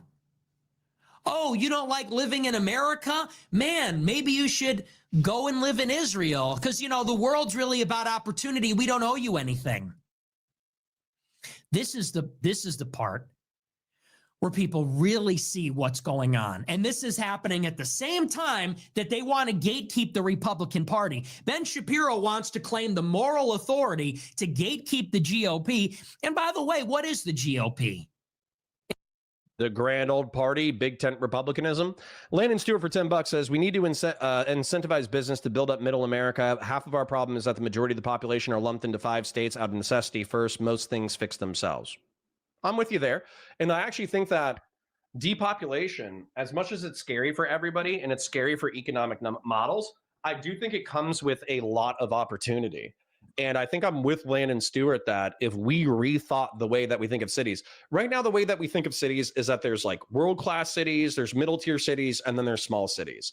And what I mean by that is there's world-class cities like New York and Los Angeles, Tokyo, Rio de Janeiro, even though that's like obviously a shithole, but like Rio de Janeiro is a place that if you're going to visit Brazil, you're probably going to Rio de Janeiro because it's a big city, lots of people like to party. There's tourist traps, there's alcohol, there's women, there's this, there's that. So the capitals are oftentimes world-class cities because if you're going to tour a city, you're going there. Then I would say there's middle cities. I would actually consider Orlando a middle tier city. We actually are one of the most visited cities on the planet if you include internal American traffic. We're like the 11th most visited city on the planet, but we're like the #1 most visited city if you include Americans. And so we're internationally renowned to a degree, but we're kind of considered like, yeah, we got cool shit. Yeah, we got this, yeah, we got that. You can make a living here, but nobody, unless you're going to Disney and doing the tourist stuff, nobody is like, you know what I really want to do? I want to go to Orlando. And they're like, for Disney? And you're like, no, just because I think there's lots of cool stuff there. Nobody really says that shit. You know, same thing with Boise. And I'm not trying to knock Boise. I've Googled Boise. Is it Idaho? I've Googled Boise many times because apparently there's a bunch of people who were fleeing California who were able to work remote jobs who landed in Boise and they loved it. It's like a small city. There's 2 or 3 large buildings downtown. There's a main thoroughfare. But if you're looking for like rural, not even Midwestern, like Western America with natural beauty and like enough of a nightlife to not go insane, apparently Boise is actually like, there's a healthy chunk of transplants from California who actually genuinely enjoy Boise, Idaho. Sorry, I'm getting lost in the sauce. But the point is that, like, how about instead of putting all of our eggs in one basket, which is New York and Los Angeles and to some degree Atlanta, why don't we spread out a little bit? And why don't we make really, really, really well-designed cities? It's the conservative party, the party that is tasked with conserving our nation, our people, our culture, our traditions. When he said nation is just a synonym with people, which once again, you have to be wary of him saying that. What do you mean by conserving our people? Do you mean exclusively Northern Europeans? Do you mean Hispanics as well? Do you mean, what do they call it? Foundational Black Americans? What do you mean? Our heritage. Heritage for whom? Shapiro wants to gatekeep the conservative movement. He doesn't care about anything or anyone here. He doesn't want to conserve it. Doobie says Ben calls himself an America first. He's not an internationalist. He's a Zionist ethno-nationalist. Nick is drawing attention to this because Ben has positioned himself as one of the heads of MAGA. Yeah, I think Ben's lying. I think Ben, if he had his choice, would be a never Trump Republican. I think Ben was a never Trump Republican up until Donald Trump became inevitable. And I think during the primary for Trump's second run, he was shilling for DeSantis. So I actually think that Ben Shapiro is not America first. Ben Shapiro is Trump as a last resort Republican. You don't like New York? Yeah, well, I don't know. Go somewhere else. Oh, it's unaffordable? Yeah, well, go work on an oil rig. You got to uproot and leave your community where your grandparents and great-grandparents lived, where your ancestors are buried. You've been there for 100 years? Yeah, I don't know, man. Get lost. Times are changing. Anonymous chatter says, a colon cancer screening showed up for the previous tenant. I've lived here for 3 years. What do I do with this thing? Laugh my ass off. Shove a camera up your ass. Anonymous chatter, if you're over the age of 30, go get a colonoscopy. It's not that bad. They knock you out. They stick a camera up your ass. The camera's so small, you're not even sore. It's good times. This guy hates you, hates our country. He's not American in any meaningful sense of the word. And that's what people hate. Yeah, I'm gonna draw this. I think this is bullshit. So I think that Americanism, and people really don't like this, especially the ethno-nats. The ethno-nats really, really, really don't like this, but I think it's very important to knock out. So I'm a civic nationalist. I think that if you buy into the civic experiment of America, you are American. Okay? And then I think that he is an ethno-nationalist. And he would say Christian nationalist, race realist. I think that's how Nick would characterize himself. So for a civic nationalist, we believe in certain principles. Any person who believes in these principles can become a part of our nation. I genuinely believe this, and I love that. And nation is synonymous with people. And so for people, for the American Civic Nationalist Project, so American specifically, I think it's freedom of conscience, speech. I think it's right to self-defense, up to and including against your own government. Up to and including against your own government. I know a bunch of liberals and a bunch of progressives aren't going to like that, but I don't care. It's enshrined in the Constitution and it's enshrined in the Declaration of Independence. If you don't like it, go fuck yourself. Due process under the law, prohibitions against cruel and unusual punishment,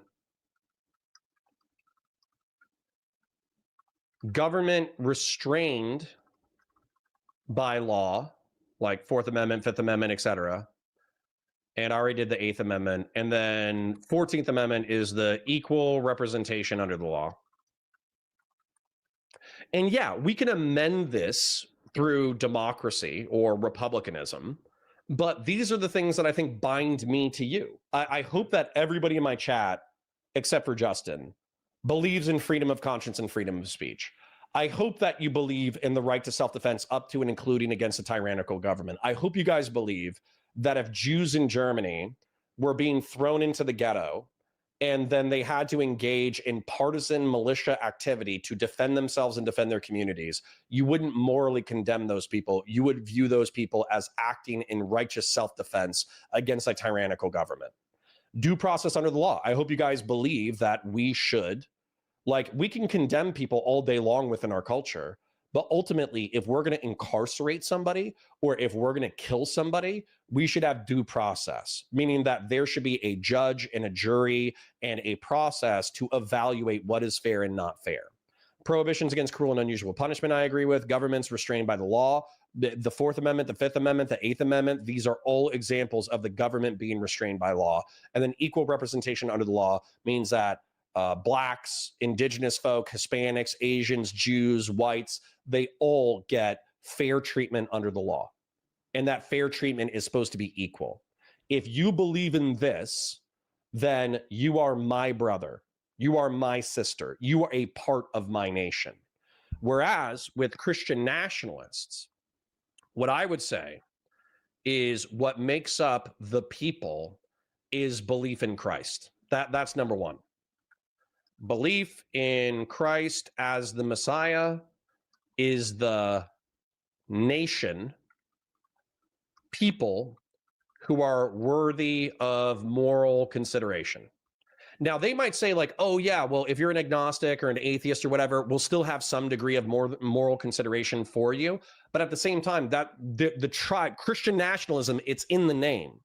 The tribe you're advocating for are the people, and the people are Christian. You believe that your morality is supreme, and it should be a part of your society that you advocate for. So I would say God's law is supreme above man's law. The Constitution / liberal / progressive tolerance of different faiths, agnosticism, atheism leads to degeneracy and social breakdown. Homosexuality, transsexuality, drug abuse, poisonous subcultures fray the social fabric and should not be tolerated. And then what else would it be? Oh, and then race realism. Humans are inherently tribal. God ordained many nations. Nations historically have been peoples of similar ethno, religious, and racial background. Therefore, whites, I'll put Northern European whites, Hispanics, and Blacks can coexist if they're Christian, but they should resegregate. If I had to guess, this is actually a pretty accurate description of Nick Fuentes' worldview. And so for me, we're kind of already living in my world, but people are attacking it, and the momentum is with Nick Fuentes' movement. And so that's where, for me, I'm looking for fellow civic nationalists. I'm looking for liberals and libertarians and conservatarians where we don't have to agree on economics. We don't have to agree on gun control. We don't have to agree on, I don't know, homeschooling or whatever. But if we can agree on this, you are a part of my nation. And there is a rival nation that is growing in power that threatens our nation, and we need to fight them politically. And God forbid they actually seize power and start imposing a tyrannical rule of law that ignores the Constitution of the United States, then we might have to fight them militarily. Civic versus Christian, race, realist, nationalism. And by the way, Justin, if you're still around, feel free to correct me. Simultaneously having no allegiance to this country, basically hating and having outright contempt for its people, but also claiming to be our moral betters and our gatekeepers and the right to lecture all of us all the time. That's the part that people really have a problem with. I hope you support us taking Russia and Ukraine then, for that matter, taking Canada. Why? What the fuck does that have to do with what I'm saying, Beef Supreme? That's your Republican Party? Missiles for Israel, but if you can't afford a house, get lost? Yeah, well, good luck with that, Ben. Let's see how that does in 2028. Affordability crisis. Hey, man, pick yourself up by your bootstraps, but at the meantime, we have to go to war with Iran. We have to provide billions of dollars in aid and more missiles. And we need $1 billion for anti-Semitism awareness and Holocaust Remembrance Day. And this is where Americans need to stand up for themselves. If you're white or not white, if you're Christian, the only reason I say white and Christian is because especially America was founded by whites. America's a Christian nation. If you're out there and you're supporting this, you're a cuck. Matt Walsh, you're a cuck. I'd be ashamed if you were my dad. You're a pathetic excuse for a man. Fuck you. Jesus. And I saw Matt Walsh, who works for this little guy. I saw Matt Walsh, who works for this little guy, Ben Shapiro. He got in a little debate with Sneeko. And Sneeko is what he is. He's a Muslim. He defends Haiti. He defended Zohran Mamdani. And Matt Walsh likes to pivot to that. He says, well, Sneeko's brown. Sneeko's Muslim. Sneeko's the third worldist. Yeah, and you know what, Walsh? All those things are true. What's your excuse? You're right, Matt. Sneeko is Muslim. You're right. Sneeko is Haitian. He is non-white. What's your excuse? Here's the difference. Sneeko is taking his own side. Sneeko is Haitian. He speaks up for Haitians. Sneeko is Muslim in part because he's influenced by Malcolm X, and Sneeko's part black. He's taking his own side. And you could say what you want about that. But in principle, he's loyal to his people. Doobie says he means Americans, specifically white Anglo-Saxon Protestants, but he's Catholic. That's one of the things that I really don't get is the Groypers are trad-caths, traditional Catholics. How do you advocate for a Northern European ethno-religious identity while having a different religion? It befuddles me. It fuddles me super hard. Well, QC says Indianapolis is greater than Boise, but only for the coggers. Any other transplants just need to know we get a lot of snow and it's boring and they shouldn't come. All grill hottest are welcome, though. All right. Fair enough. Fair enough. What's your excuse? Enough with the deflection. Enough running cover for Israel while heaping disdain on brown people. We all see what you're doing. Matt Walsh, as much as you beat your chest about being American and being white and being Christian, you are a cuck for a Jewish Zionist who hates Christ, who doesn't like Europeans, and isn't loyal to America. And he signs your paychecks and you work for him. And you say you're personally loyal to him? You are the biggest joke, cuck, traitor, embarrassment to our people there is. What's your excuse? Seriously, people have had enough of all of these white people beating their chest about being white, being Christian. I'm American. I'm a heritage American. And yet you cannot even stand up for your own country's independence because you're terrified. Can't stand up for your own church, your own savior, who they hate. Can't stand up for your race, which they also hate. And at the minimum are apathetic about our extinction. Beef says the by and large doesn't agree with what you're saying. What do you mean? That my idea of civic nationalism isn't popular? You'd have to tell me how. And by the way, the reason why I think this is frustrating to me is because I grew up saying the Pledge of Allegiance every single day. I grew up with a pseudo-patriotic American education, especially during elementary school and middle school. And then even in high school, it wasn't like an anti-American education. They just gave us like deeper understanding of slavery. They gave us like a deeper understanding of the Holocaust. They gave us a deeper understanding of World War II. They gave us a deeper understanding of American isolationism and the transcontinental, or not transcontinental, the transatlantic slave trade.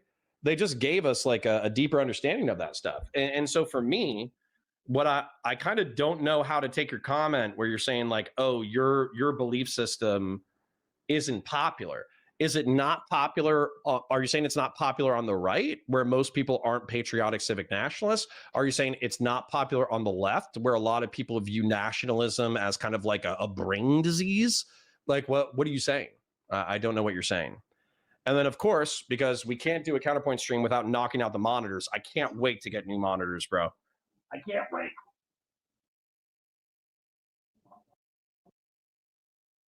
Cables real quick. Oh no, please monitor. I that it goes to my third monitor. Here we go. All right, and we're back. There we go. It goes to my third monitor. That's not the one that we need. Where are you guys? There you guys are. Yeah, so what are you saying? Who, pray tell, are you referring to doesn't believe in the civic nationalist mindset? And how do I find them in real life and beat the crap out of them? Anyways, back to it. Oh, and sorry, Wicked Supreme says, keep in mind the three core Abrahamic religions are Judaism, Christianity, and Islam. I do. And by the way, Matt Walsh said to, I think, Megyn Kelly, he said, well, I'm personally loyal to Shapiro. He said, Shapiro's my friend, and I'm personally loyal to him, and no one's going to make me go. This is the focus of an ideal image of America and not what it actually is. And there's plenty of ideals that we should subscribe to, that we should try to follow as maximally as possible and constantly fail. Against him. You know what Shapiro said to Megyn Kelly a few days later? He said, personal friendships don't get in the way of my morality. If someone's being anti-Semitic, I'll call them out for it. And that's the difference between a bitch and someone who's serious.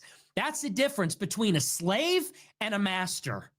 That's the difference between a vassal and a feudal lord. That's the difference.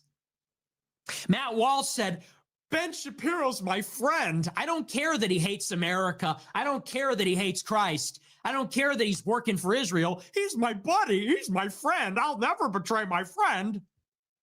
And Ben Shapiro says, I don't care if you're I don't care if you're my friend, if you're anti-Semitic.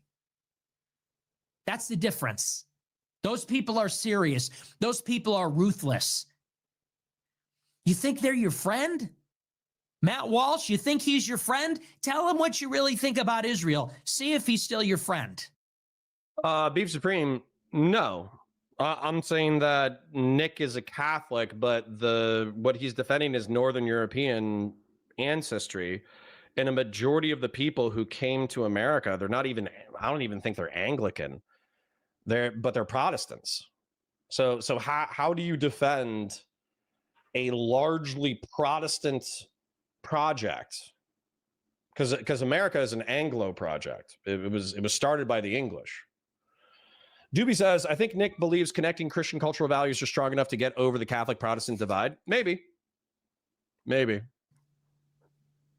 Or maybe you don't even know. Maybe you're just ignorant. But make no mistake about it. On some level, Shapiro is what he is. Scorpion and the Frog. I'm telling you this for your information. We, Americans, need to be aware of what Shapiro is. He's not American. Shapiro's an alien. He married an Israeli in Israel. He might as well be in a colony of Israel in southern Florida. Like, the guy's not American. So we Americans need to know what we're dealing with. When affordability crisis strikes Americans, Shapiro, the Israeli, comes in and says, oh, buy a plane ticket, buy a bus ticket. And we need to say, yeah, shut the fuck up. Yeah, this is a conversation for Americans. Disregard. You need to be deported.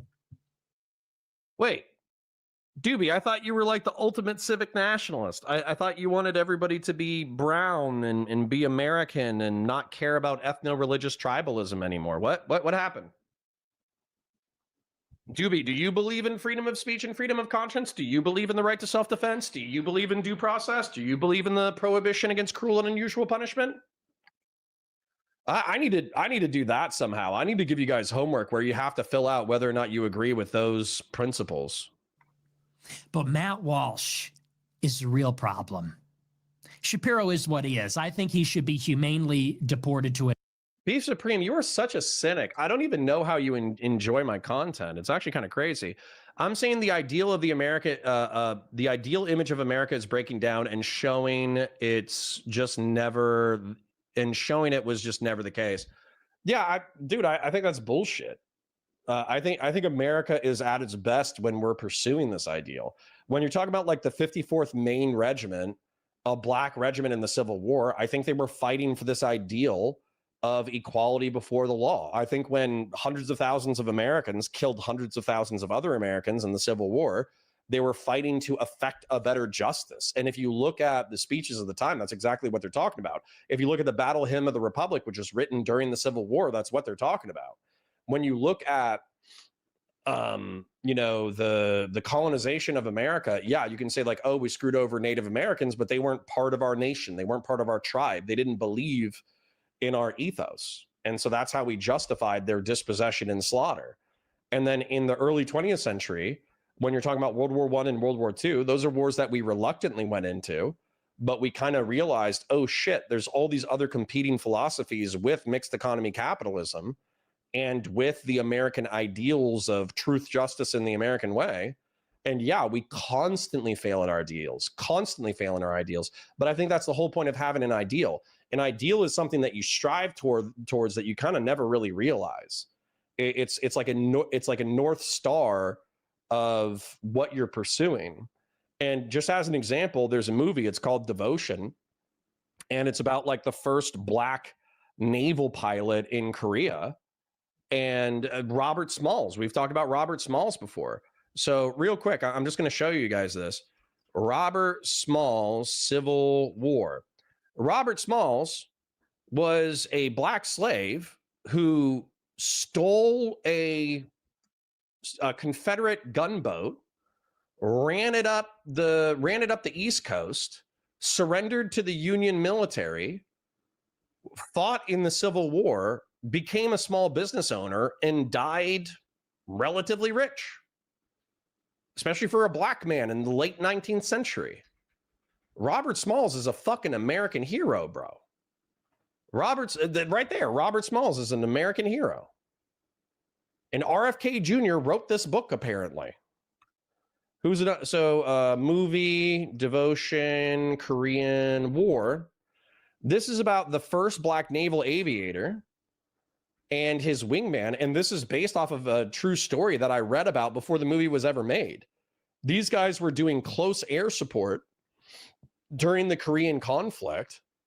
And this guy got shot down. And then his co-pilot, or not his co-pilot, his wingman crashed his plane on a Korean mountainside to go try to save his wingman. And then I think they recovered his body and they exfiltrated with the Army and Marines who were fighting in the Korean War. Like, listen, man, what is it? It's like, no greater love does man have than this. No greater love does man have than this, but that he lay down his life for one of his friends. Greater love hath no man than this, that a man lay down his life for his friends. Like, dude, this is an ideal. Yeah, there was racism. Yeah, people were fucking rude as shit to him. Yeah, people said he shouldn't be in the air because he was a piece of shit, barely human, whatever the fuck racist shit they said to him. Yeah, there was a bunch of racist fucked up shit that this guy went through in order to become the first black naval aviator. And yet, him and his wingman built a fraternity with which they were willing to lay their lives down for each other. This is the American ideal. So, sorry.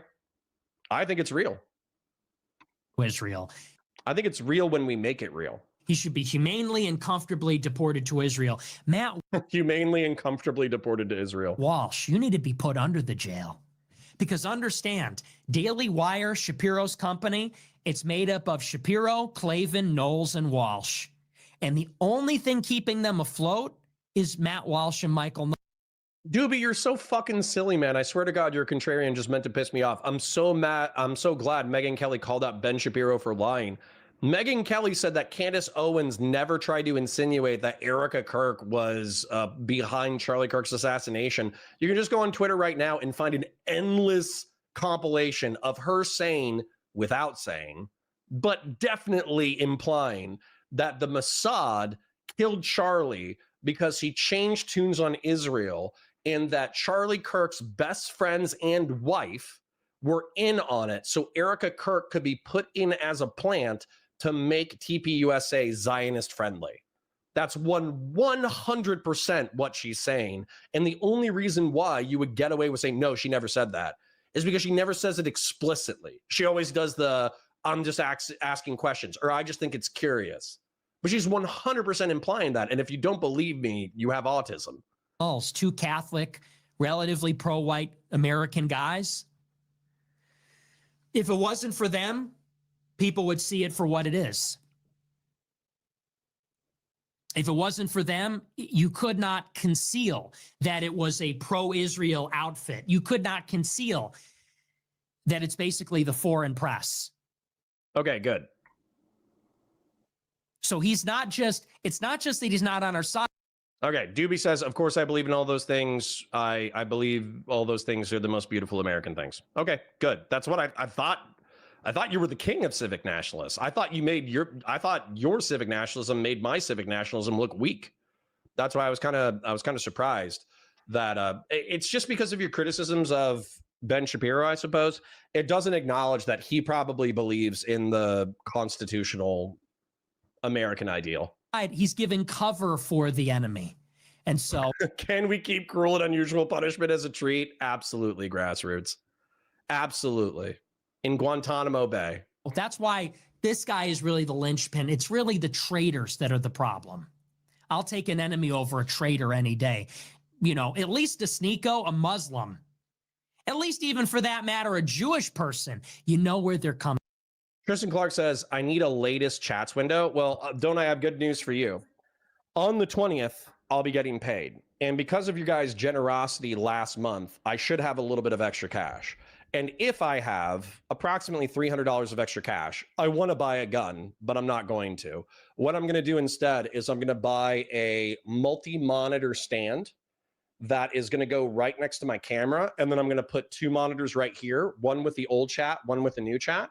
And then that way, instead of you guys seeing my forehead at a 3/4 angle, I'm going to be reading your old chats here, and I'm going to be reading your new chats here while I'm reacting to the content. Because I promised you guys that I would do that. I did already spend $200 on ammunition. So this time, if I have an extra few $100s, it's go after bills are paid, then it's going towards multi-monitors. From.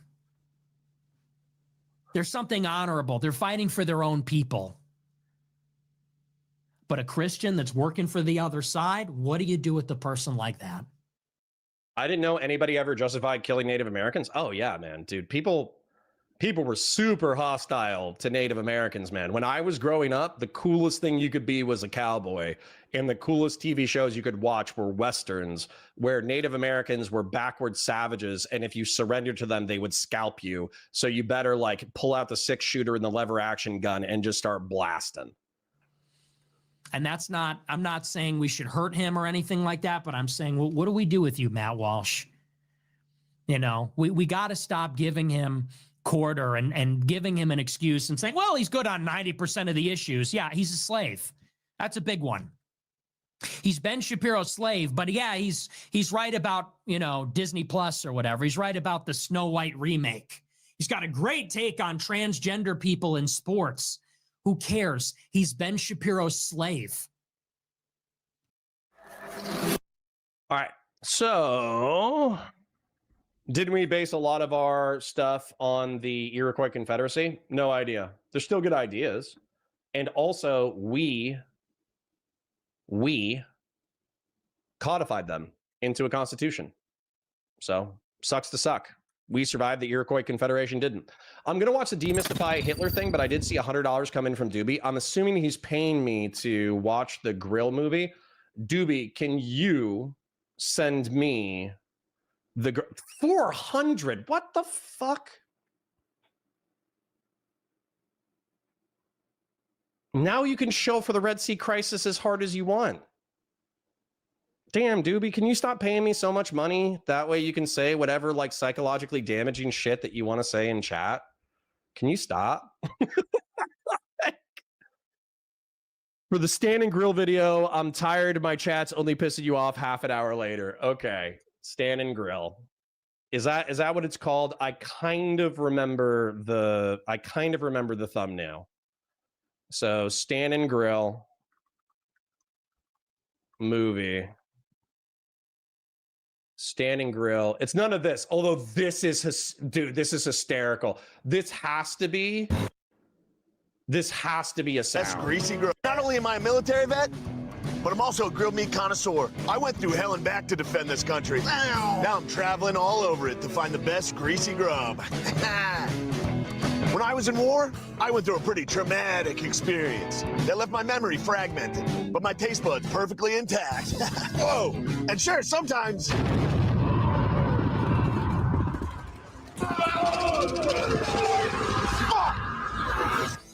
Oh, not cool, gang. So Doobie, DM me the grill video, but this is 100% me. Okay, so all right, PTSD flashbacks real quick. Oh, not cool, gang. That's me watching a Hassan Piker video. Oh my god. Okay, anyways, let me check this real quick. Doobie sent it to me. Let's watch this. Okay, he says there's no TOS on this. Okay, so we should be good for a $400 super chat. We can absolutely watch this. That's insane. Also, Doobie's allowed to shill the Red Sea crisis now. He's allowed to be anti-Israel. All right, let's go.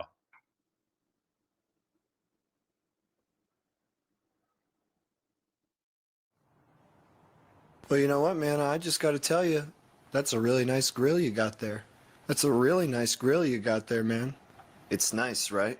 It's really nice. It's really nice. It's really nice. It's really It's nice. really nice. It's really nice. It's really nice. Check out this part right here. Let me just open it up. Oh, yeah. Uh-huh. Oh, That'll close it. oh, there it goes. And I'll bring it back. Yeah, here it is again. Oh, it's Really really nice. nice. It's really It nice. is really nice. Watch this right here. Here.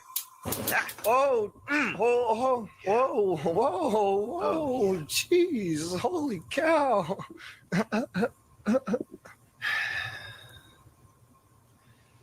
It's a beautiful thing. It really is. It really is beautiful. Can I ask you something? Yeah, man. Pretty serious? Yeah, of course. Will you grill me on this grill? Wow. Is that crazy? No. Is that crazy? I wouldn't even be one to say, really.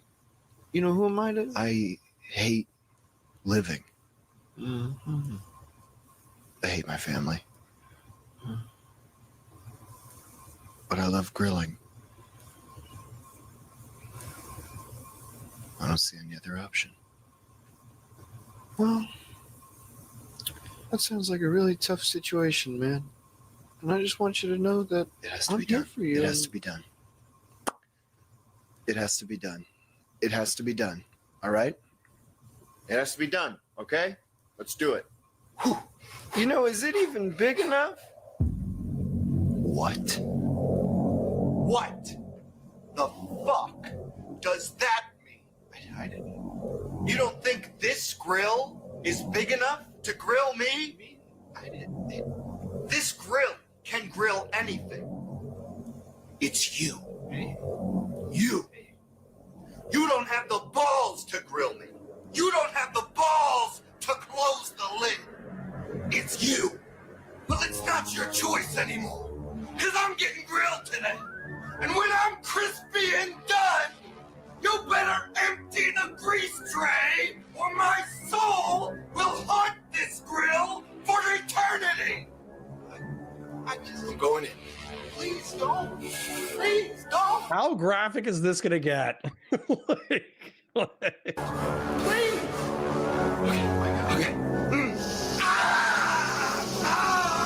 Yes. Yes. Do me. Close the lid. Close the lid. Oh my God. Yes. Oh, I can feel it inside me. The fire is inside me. Don't let me out. All right. Don't let me out, please. Please don't let me out. Don't let me out. Don't let me out, please. Please don't let me out. Daddy! Where's my daddy? Oh, God. Oh, God. Where's my daddy? Jesus, Doobie. I'm sorry.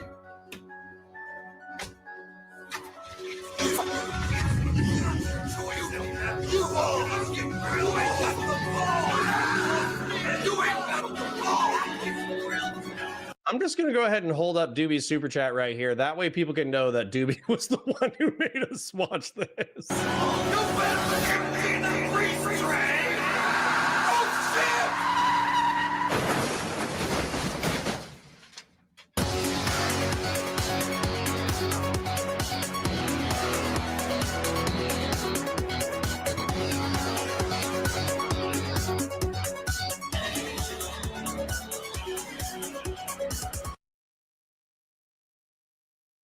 All right, well, maybe we can clip the last 5 seconds to use.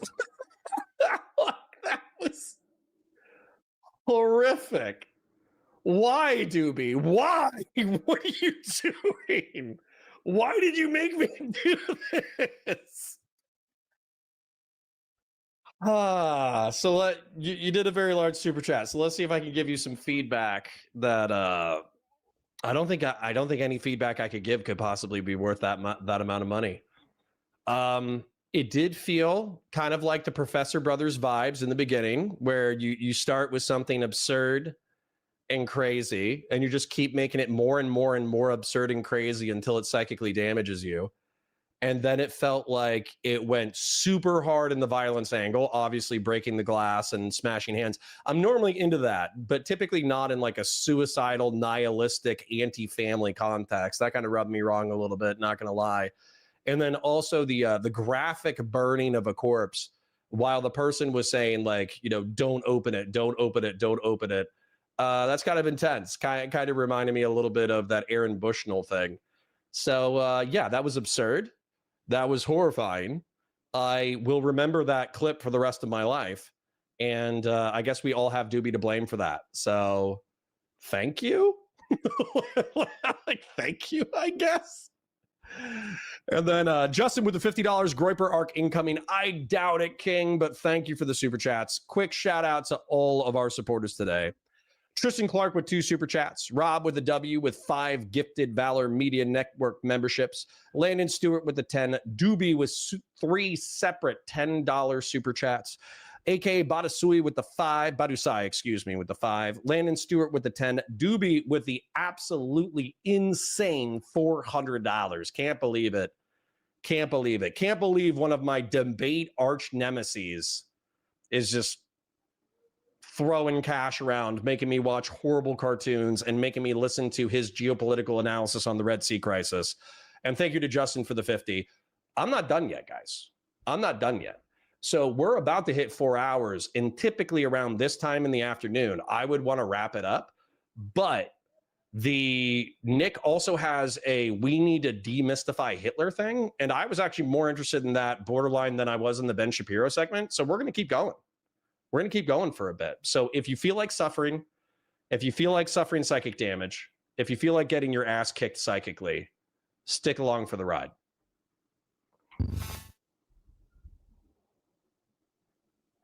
Libertarians are gay. Grower percent $20. Dave said this weekend he never asked you to apologize. Whether he said that or not, he and others have been going on their shows and saying it's good you're moderating your views. I don't know about you, but I'm sick of these lectures or backhanded compliments these people have been giving you. America first is the way.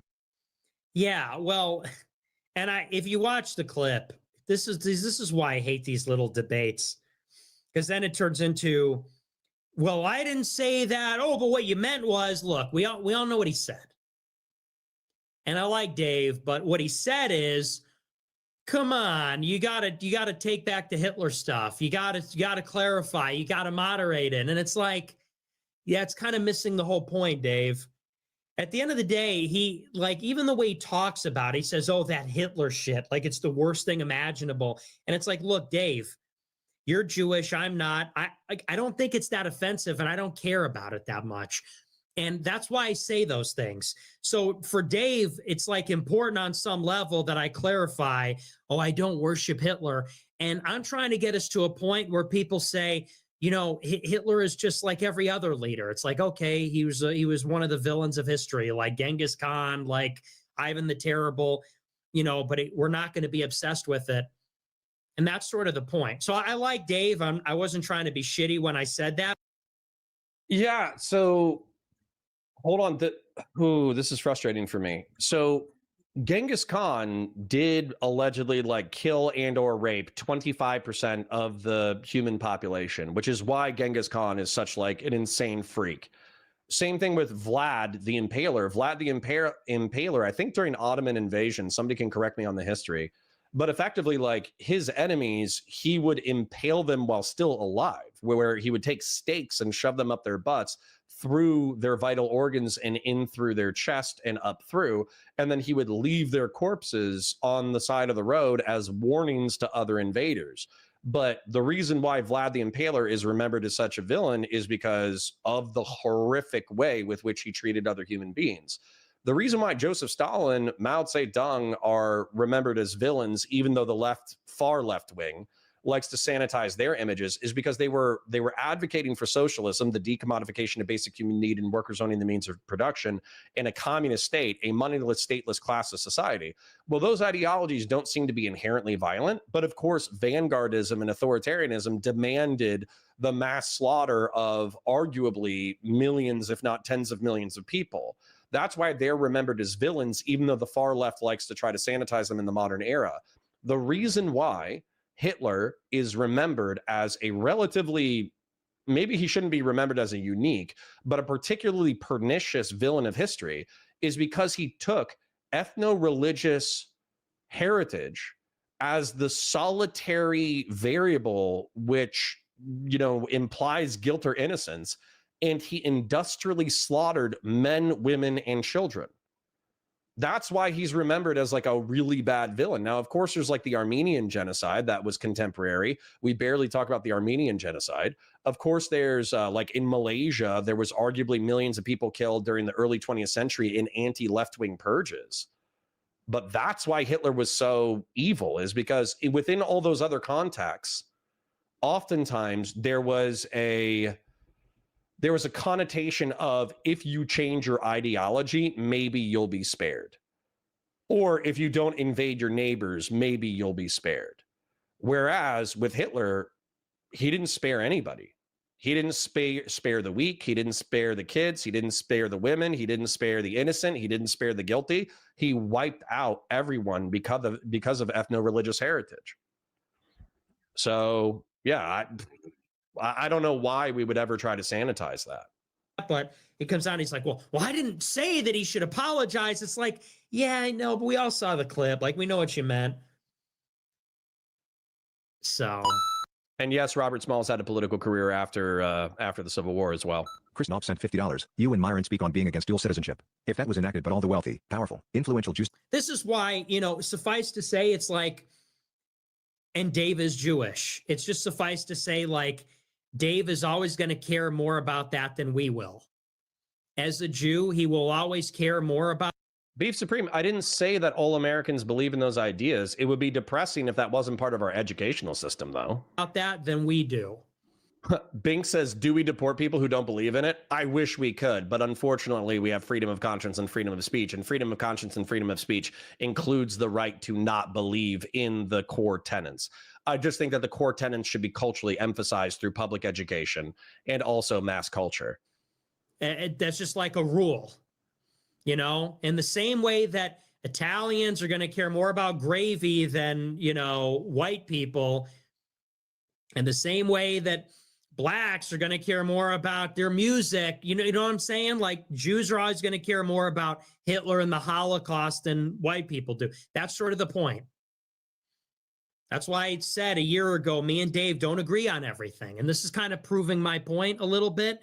And I hope that this is not going to cause a problem. I like Dave and I like talking to him, and I think he's a good man. I think he's honest. I think he's honorable. I think he has integrity.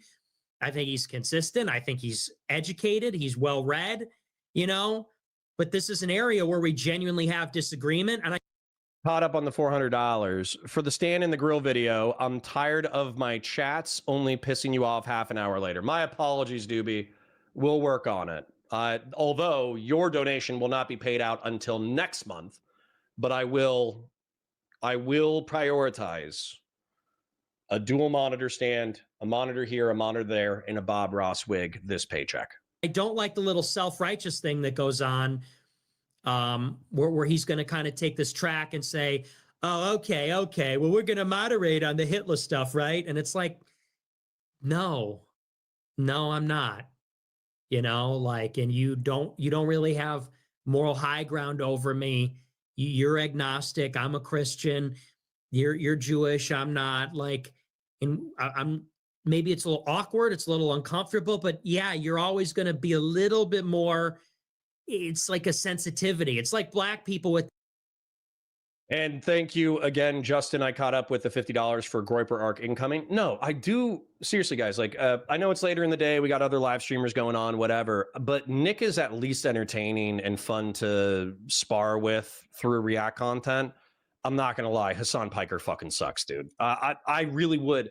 I would break it down to a point where I found a Destiny segment, a Hassan Piker segment, a Vosh segment, and a Nick Fuentes segment. And maybe we could list another half dozen creators that I would react to on a weekly basis, where I would just find something that I disagreed with and react to it. But the truth is, legitimately, Hassan sucks so bad. I wouldn't want to waste that much mental energy, like re-explaining why I hate Hassan every single week. It would drive me crazy. The N-word. Like, yeah, there's some black people that are going to let you say nigga. They're not going to beat you up, but there's also always going to be like a little, you're going to kind of give them a little side eye. Same with Jews in the Holocaust. And that's all I meant a year ago when I said, at the end of the day, I said this with Candace Owens. I said, at the end of the day, he goes around telling people his grandparents died in the Holocaust. I'm a guy like the guy in the video. Which one? The guy committing suicide via a grill, or the guy who's cooking his friend? Like, what are you talking about? It's always going to mean something to him. It's going to mean something more to him than to us. It is what it is. I don't think that's offensive. Everybody's real fucking sensitive. You know, no one wants to fight or whatever, but it's like, that's just true. So I'm not saying this is like an attack. I'm not attacking him. It's not I'm not insulting him, and I'm not trying to offend him. But, you know, I see this clip where he's like, he's basically saying, you know, because what did I fucking hate this kind of stuff, because then you go into, well, he said that I said and what he said and what he meant. And it's like, who fucking wants? No, I want to hear about Hitler, bro. Tell me about Hitler. Then, but what about all the fucking kind of like Nazi shit that you now added to all of this? Because This is what I'm saying. This is what I'm saying. If he repeats himself where he's just like, oh, I just want people to consider Hitler just another figure of history, then I'm going to fast forward and see if he says anything else. And for anybody that is questioning, like, well, why did you have beef with Dave Smith? Like, I never had beef with him as a guy, but I always That's a true grill hotness. I said it's like shit like He's in grill hottia now. this, which is why we're never going to be one-to-one. Okay. Yes, we broadly agree. We have broad agreement, but this is why we're never going to be the same. Because of that like demeanor, that message. And I clocked this a year ago, and everybody said I was imagining this, or I was being nitpicky, or I was just straight up wrong.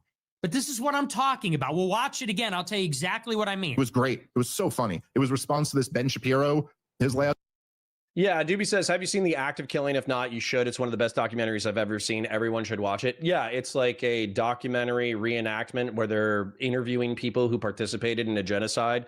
And because they're considered heroes in their country, they just unapologetically narrate how they used to torture and kill people. I haven't seen the movie myself, but I obviously saw the trailers when it came out, and I was like, damn, that's probably a tough but good watch. thing. And he goes, Ben Shapiro, I got nothing to fucking apologize to you for, because all the clips you played of me were after I just asked this totally reasonable question, and then you fucking tried to ruin me. So suck my dick. And I watched that and I went, yes, I'm on Nick's side, you know? But then after you think about it, you go, okay, I'm on Nick's side.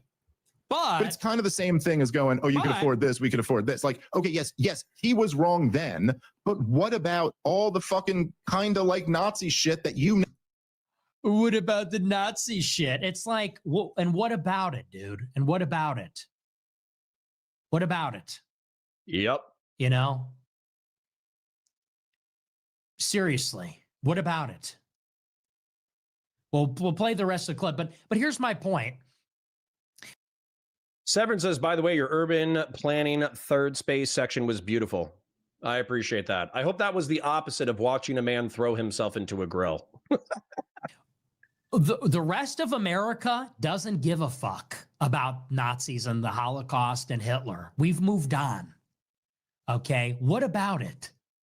Seriously, this is the United States. It's a 21st century. Hitler rose in Germany in the 30s, and the Holocaust happened in Poland. And that was 100 years ago. So what about it? I skipped the best part. Can you describe the best part for me? Seriously.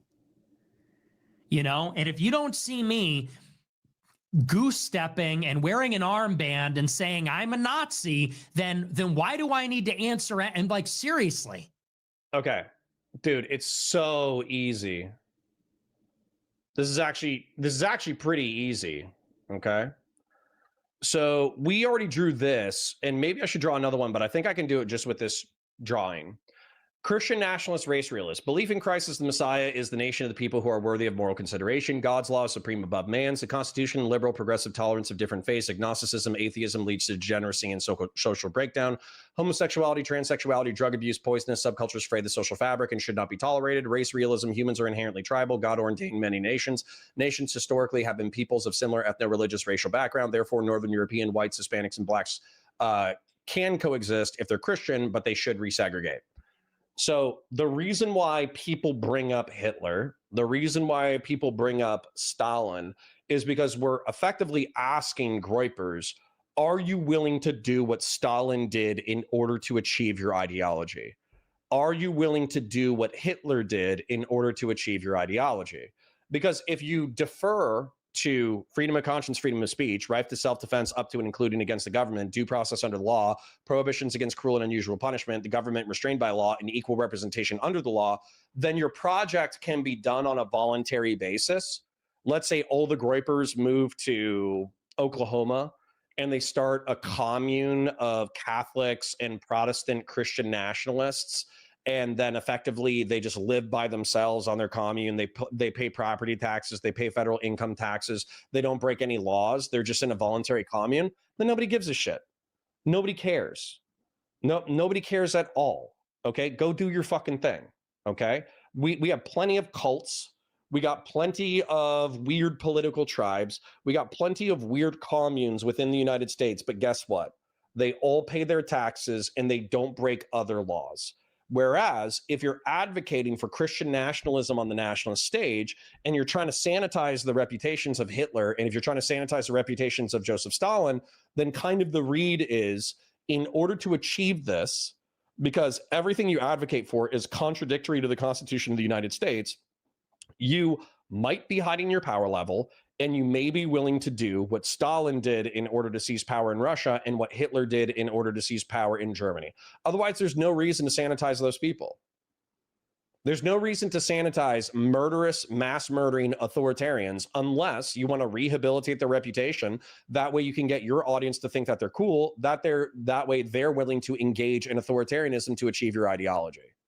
It's actually that obvious. So Nick pretending that he doesn't understand why libertarians and liberals and moderate conservatives and constitutionalists and even moderate Christian conservatives, why they would be alarmed about a sanitization of Stalin and Hitler, I think he's being obtuse. What about it? What is this like? Prove you're not a Nazi. Tell me you're not a Nazi. Now added to all of this, because it's not like, I just don't, when I hear people going like, oh, whatever. I first was a little suspicious of this, but then I was like, oh, this is a better way to say it. I do go, look, this kid has blown up and he's pushed the Overton window further than anyone I've ever seen push it. And I've been around some really influential people. But the fact is that even now, I think it's better if he's going on Tucker Carlson's show and going like, well, look, I don't really mean the craziest shit I was ever saying. It was kind of like we were being hilarious and I was saying the craziest shit you could say. Now, I know that's not the easiest thing, especially when you're Nick Fuentes. Yeah, so Fatsimo says that what Nick would say is that he wants to awake the racial consciousness of white people and allow them to participate within the same like competitive grounds as black people or Hispanic people or Asians, effectively advocating in their tribal interest. He can say that, but then what the fuck does that have to do with sanitizing Hitler and Stalin? Maybe because it's so shocking. You're like, damn, that's pretty shocking. This guy's still funny and charismatic. What else does he have to say? So if he says it's a marketing ploy, he's using outrage over Stalin and Hitler as a marketing ploy, then maybe I'll be like, But at the same time, I'm going to be like, okay, you're playing with fire. And if you're trying to, so people are not going to believe you when you say that, Fatsimo. People are not going to believe you. They're going to believe what I said, which is that you're sanitizing authoritarian figures because you would like to reenact the same level of authoritarianism that they did, and they're going to treat you like a Nazi. Some schizo, if you're said, oh, Nick is a Nazi, Nick is a Nazi, Nick is a Nazi, Nick is a Nazi. And he's like, no, it's just a marketing ploy. But he's doing everything that a Nazi would do in order to rehabilitate the image of Hitler and Stalin. Then there's probably going to be some schizophrenic who goes on a murder spree, and they're going to be like, who could I kill that people would make the news? Oh, Nick. And by the way, that's what happened. That when somebody came to his house with a motorcycle helmet trying to kill him, that's what happened. That's why. Fuentes. That's a difficult thing to do because your whole brand is that I'm not a bitch. These other guys are bitches. I'm the most real motherfucker ever. And so if you ever walk off that ledge a little bit, it's like you're afraid you're going to lose your whole thing. But to some degree, you got to admit, dude, he's painted himself into a Nazi corner. That's like, dude, this is going to turn off a lot of people if you can't find a way to go, okay, I don't mean that, because that is crazy. Like, hopefully he has a good answer here. I don't know if he's going to. What have I ever said? What is the craziest shit? I don't like this whole like, but you I've heard him say that we need our own guy in reference to Hitler, that we need our own guy in 1930s America. That's pretty crazy. God, admit you said some crazy shit. There's two categories of things I've said on my show. Things that are jokes and things that are true. And the things that are jokes, and everybody knows that. And the things that are true are true. Not everybody knows that. And what have I said about Hitler? I said on the Alex Jones show many years ago, a few years ago, I said, I'm not a National Socialist and I'm not a Hitler supporter or worshiper. I've said, but why though? Hitler does not occupy my mind in the way that it does with these histrionic pro-Israel Jewish people. You have to understand, man. You have to understand that, like, this does nothing for me. And the reason why it does nothing for me is because I was around during the Whig-Nat-Groyper Civil War, okay? Back in 17, around Charlottesville, there was a struggle for power within, quote-unquote, the alt-right. And what was going on was there were Whignats, which stands for Wigger nationalists, and then there were Christian nationalists, and they had a difference in opinion. For the Wigger nationalists, some of them were like neo-pagan, some of them were atheist, some of them believed that Western civilization involved degeneracy, it involved sex, it involved orgies, it involved drugs. And that was a huge turnoff for the Christian nationalists. And also, in reference to the Whignats were also like Anglo-Saxon Germanic supremacists, whereas the Christian nationalists weren't necessarily racial supremacists. They might be race realists, they might be segregationists, but they weren't racial supremacists. And they also almost had so going to the Christian nationalists, they were religious supremacists. Christ comes first, the religion comes first. So within that subordinate organization, you can't be worshiping a vegan, German supremacist, mass murdering vegan. I might have said vegan already, but Hitler isn't even that cool of a guy because he's a freak in a lot of ways. So this is so the Christian nationalists, Whignat Civil War saying, oh, I'm not a Whignat. That does nothing for me. You could still have an extreme, authoritarian, violent ideology without specifically being a Nazi. That does nothing for me. I said, because my moral universe is Christ and the devil, not Hitler and the Jews. True. Right there. Okay. My moral universe is that we're Christian and our adversary is the devil. And Hitler, as far as we are concerned, is another in a long list of brutal tyrants, of which there have been many over the years. Stalin was brutal. Mao was brutal. Pol Pot was brutal.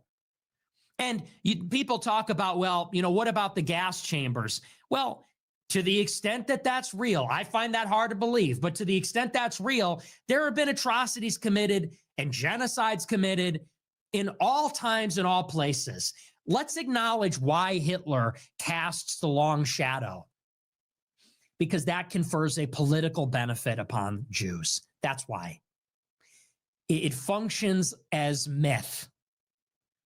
It's myth making, which is to say they have created, and there is, don't kid yourself, there has been some artistic liberties taken with this to create this narrative that Hitler is the most evil man ever, and he tried to destroy the Jews, and that is why we have to have Holocaust museums everywhere, and we can never talk about white people, and we can never talk about Jews, and we can never, because we don't want another Holocaust. The post-World War II order was created contra Hitler for a reason. Let's acknowledge that. Whenever anybody says, how about white people are pretty impressive, huh? Hitler, Nazi. Whenever somebody says, gee, America kind of was a white country, now it isn't. Hitler, Nazi. These Jewish people, they're pretty rich and powerful. What's up with that? Hitler, Nazi. Yeah, that's not really working though anymore. It's not really working anymore. I think the the propagandistic tools of comparing everything to Nazis, the reason why that worked with the World War II generation and with the boomers is because their parents fought in World War II and largely saw how evil the Nazi regime is and how bad the Imperial Japanese regime were. And then they told their kids. And so that's why comparing right-wing thought, ethno-nationalist thought to Nazism was effective, was because you either had the World War II generation or you had their kids who had parents who had fought in World War II.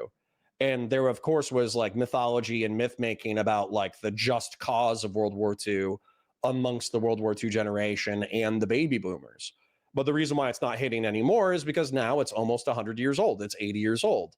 But that has nothing to do with the factual veracity of the matter. It has nothing to do with whether or not, like everybody that he listed, I think is a huge piece of shit. Pol Pot, piece of shit. It would have been better if he got strangled and, you know, strangled to death as a baby. Joseph Stalin, Mao Zedong, all these people, they're responsible for millions, if not tens of millions of deaths. They're all monsters. Genghis Khan, the only reason why I think Genghis Khan gets like a kind of historical pass where we don't give Mongolian shit for how bad Genghis Khan was is because it was 1,000 years ago or 500 to 600 years ago. That's the only reason why the Khanates get a pass is because they're shrouded through history.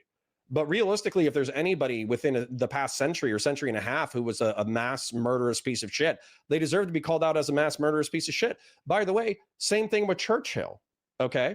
Churchill did what he needed to do in order to win World War II. And he was aggressive about defending the free world. But I don't begrudge anybody criticizing Churchill during the Bengal famine, because what happened was the Imperial Japanese invaded like East India, Laos, Cambodia, all that kind of stuff, and they were massacring people. And so hundreds of thousands of people came into East India looking for refuge. And the local governor said, hey, Churchill, we're kind of sending you enough food.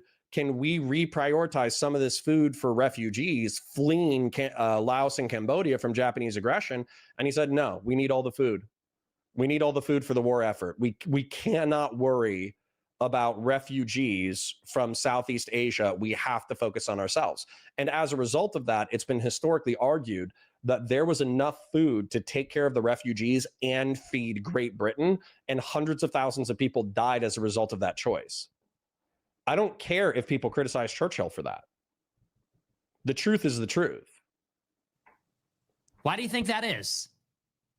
In part, we have an open borders doctrine because of the Nazis. That's what it's based on. Bertrand. Because we turned around Jewish refugee ships where we know, due to records, those Jews ended up in the camps and they ended up getting murdered.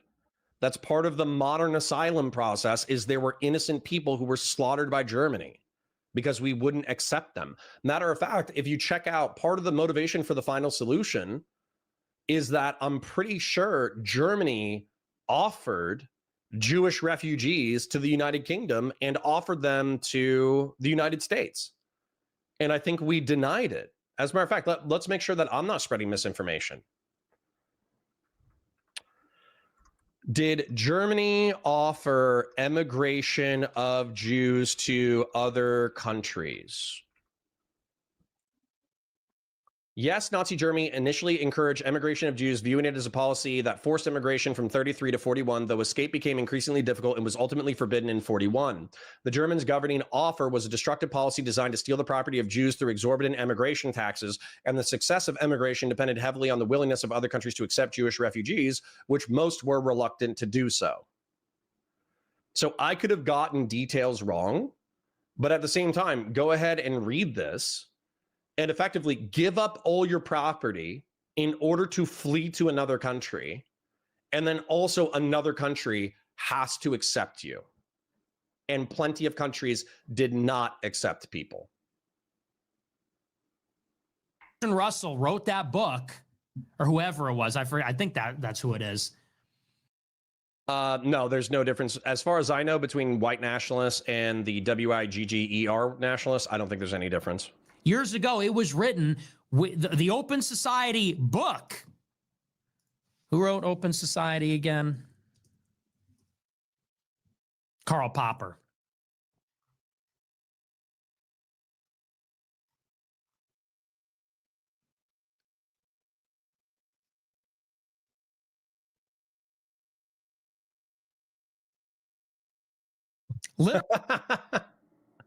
Dream Dragon says, that makes too much sense. Have you considered the Jews did it?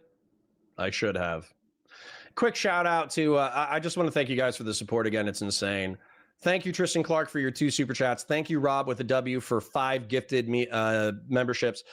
Thank you to Landon Stewart and Doobie for your $10 super chats. Thank you to AKA Badasai for your $5. Thank you to Landon Stewart for your $10.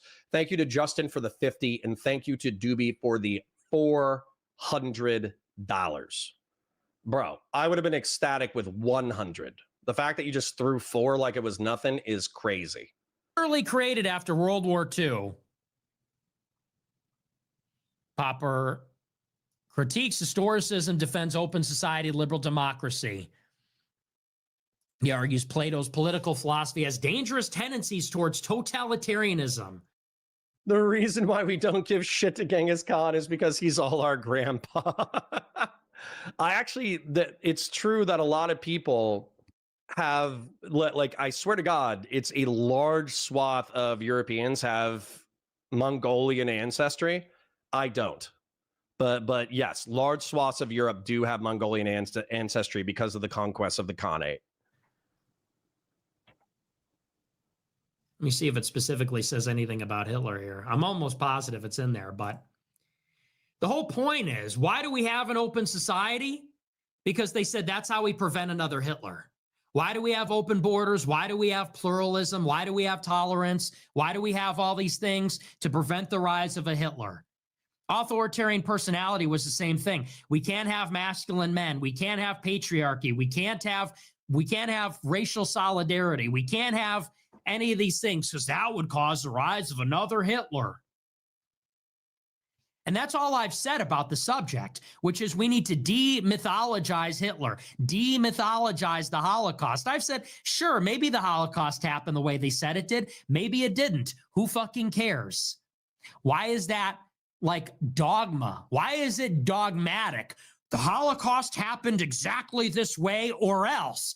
Is anything else like this? Why is it that the swastika is worse than the hammer and sickle? Why is it worse to be called a Nazi than a communist? That's because of useful left-wing idiots, but I don't accept that. Is myth-making. We have to demythologize this stuff. We want to have a country without having to explain why it's not Hitler, without this appeal to, anti-Hitler or whatever. So people say, look, I'm not pro-Hitler. I don't care about Hitler.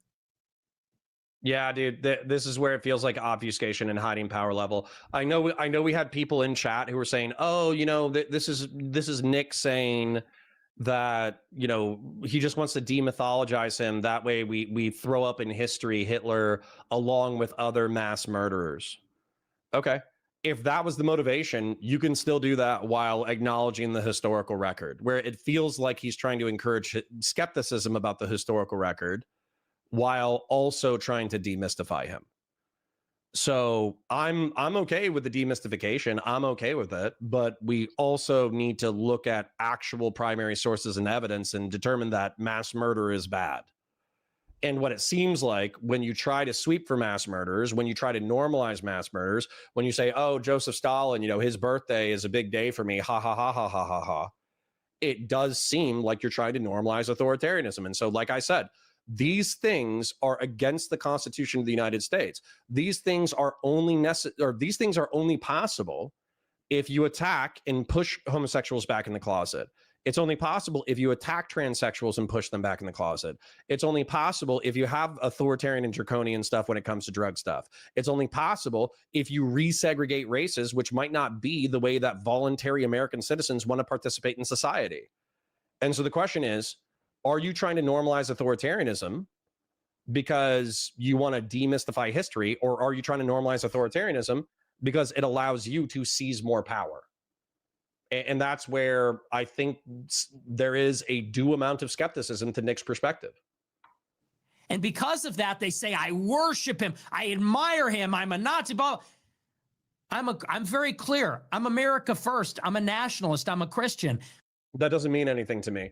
America first just means that you want to prioritize the United States above all nations. Okay.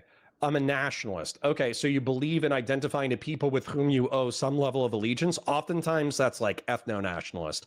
Nationalist, especially in ethno-nationalist circles, nationalism itself infers a ethno-nationalist component. And then a Christian means nothing to me. It just means that believes that you believe Christ is the Messiah, right? But there are plenty of Christians who don't follow the teachings of Christ. There were plenty of Nazi Christians. There were plenty of Nazi Christians who viewed Jews as vestigial, meaning they were no longer necessary. And also they viewed them as traitors to Christ. And therefore they were deserving of punishment. So being Christian doesn't mean anything to me. Being a nationalist doesn't mean anything to me. Being America First doesn't mean anything to me. That doesn't dismiss the accusation. If anything, it makes you like more suspect for not being more clear. My program is I want to end mass migration. I want mass deportations. I want a government informed by Christianity. I want to decouple from Israel. I want industrial policy. Like this is what I talk about on the show. But because I don't have this mythological, I don't observe this mythological religion of Hitler and the Holocaust, they say I'm a goose-stepping Nazi. I'm Catholic. I'm a Catholic American born in 1998. Yeah, this just feels like more sweeping. That's okay. It's okay. We got what we needed out of that. I just needed to see what the excuse was. The excuse was demystification. I would still be extremely skeptical of Nick. Extremely skeptical of Nick, and I would believe that he was hiding his power level. All right. Anyways, I parasocially love you guys. Thank you for hanging out. I hope you have a beautiful day. Go watch some other streamer. I'll catch you tomorrow at 9:30 a.m. Bye for now.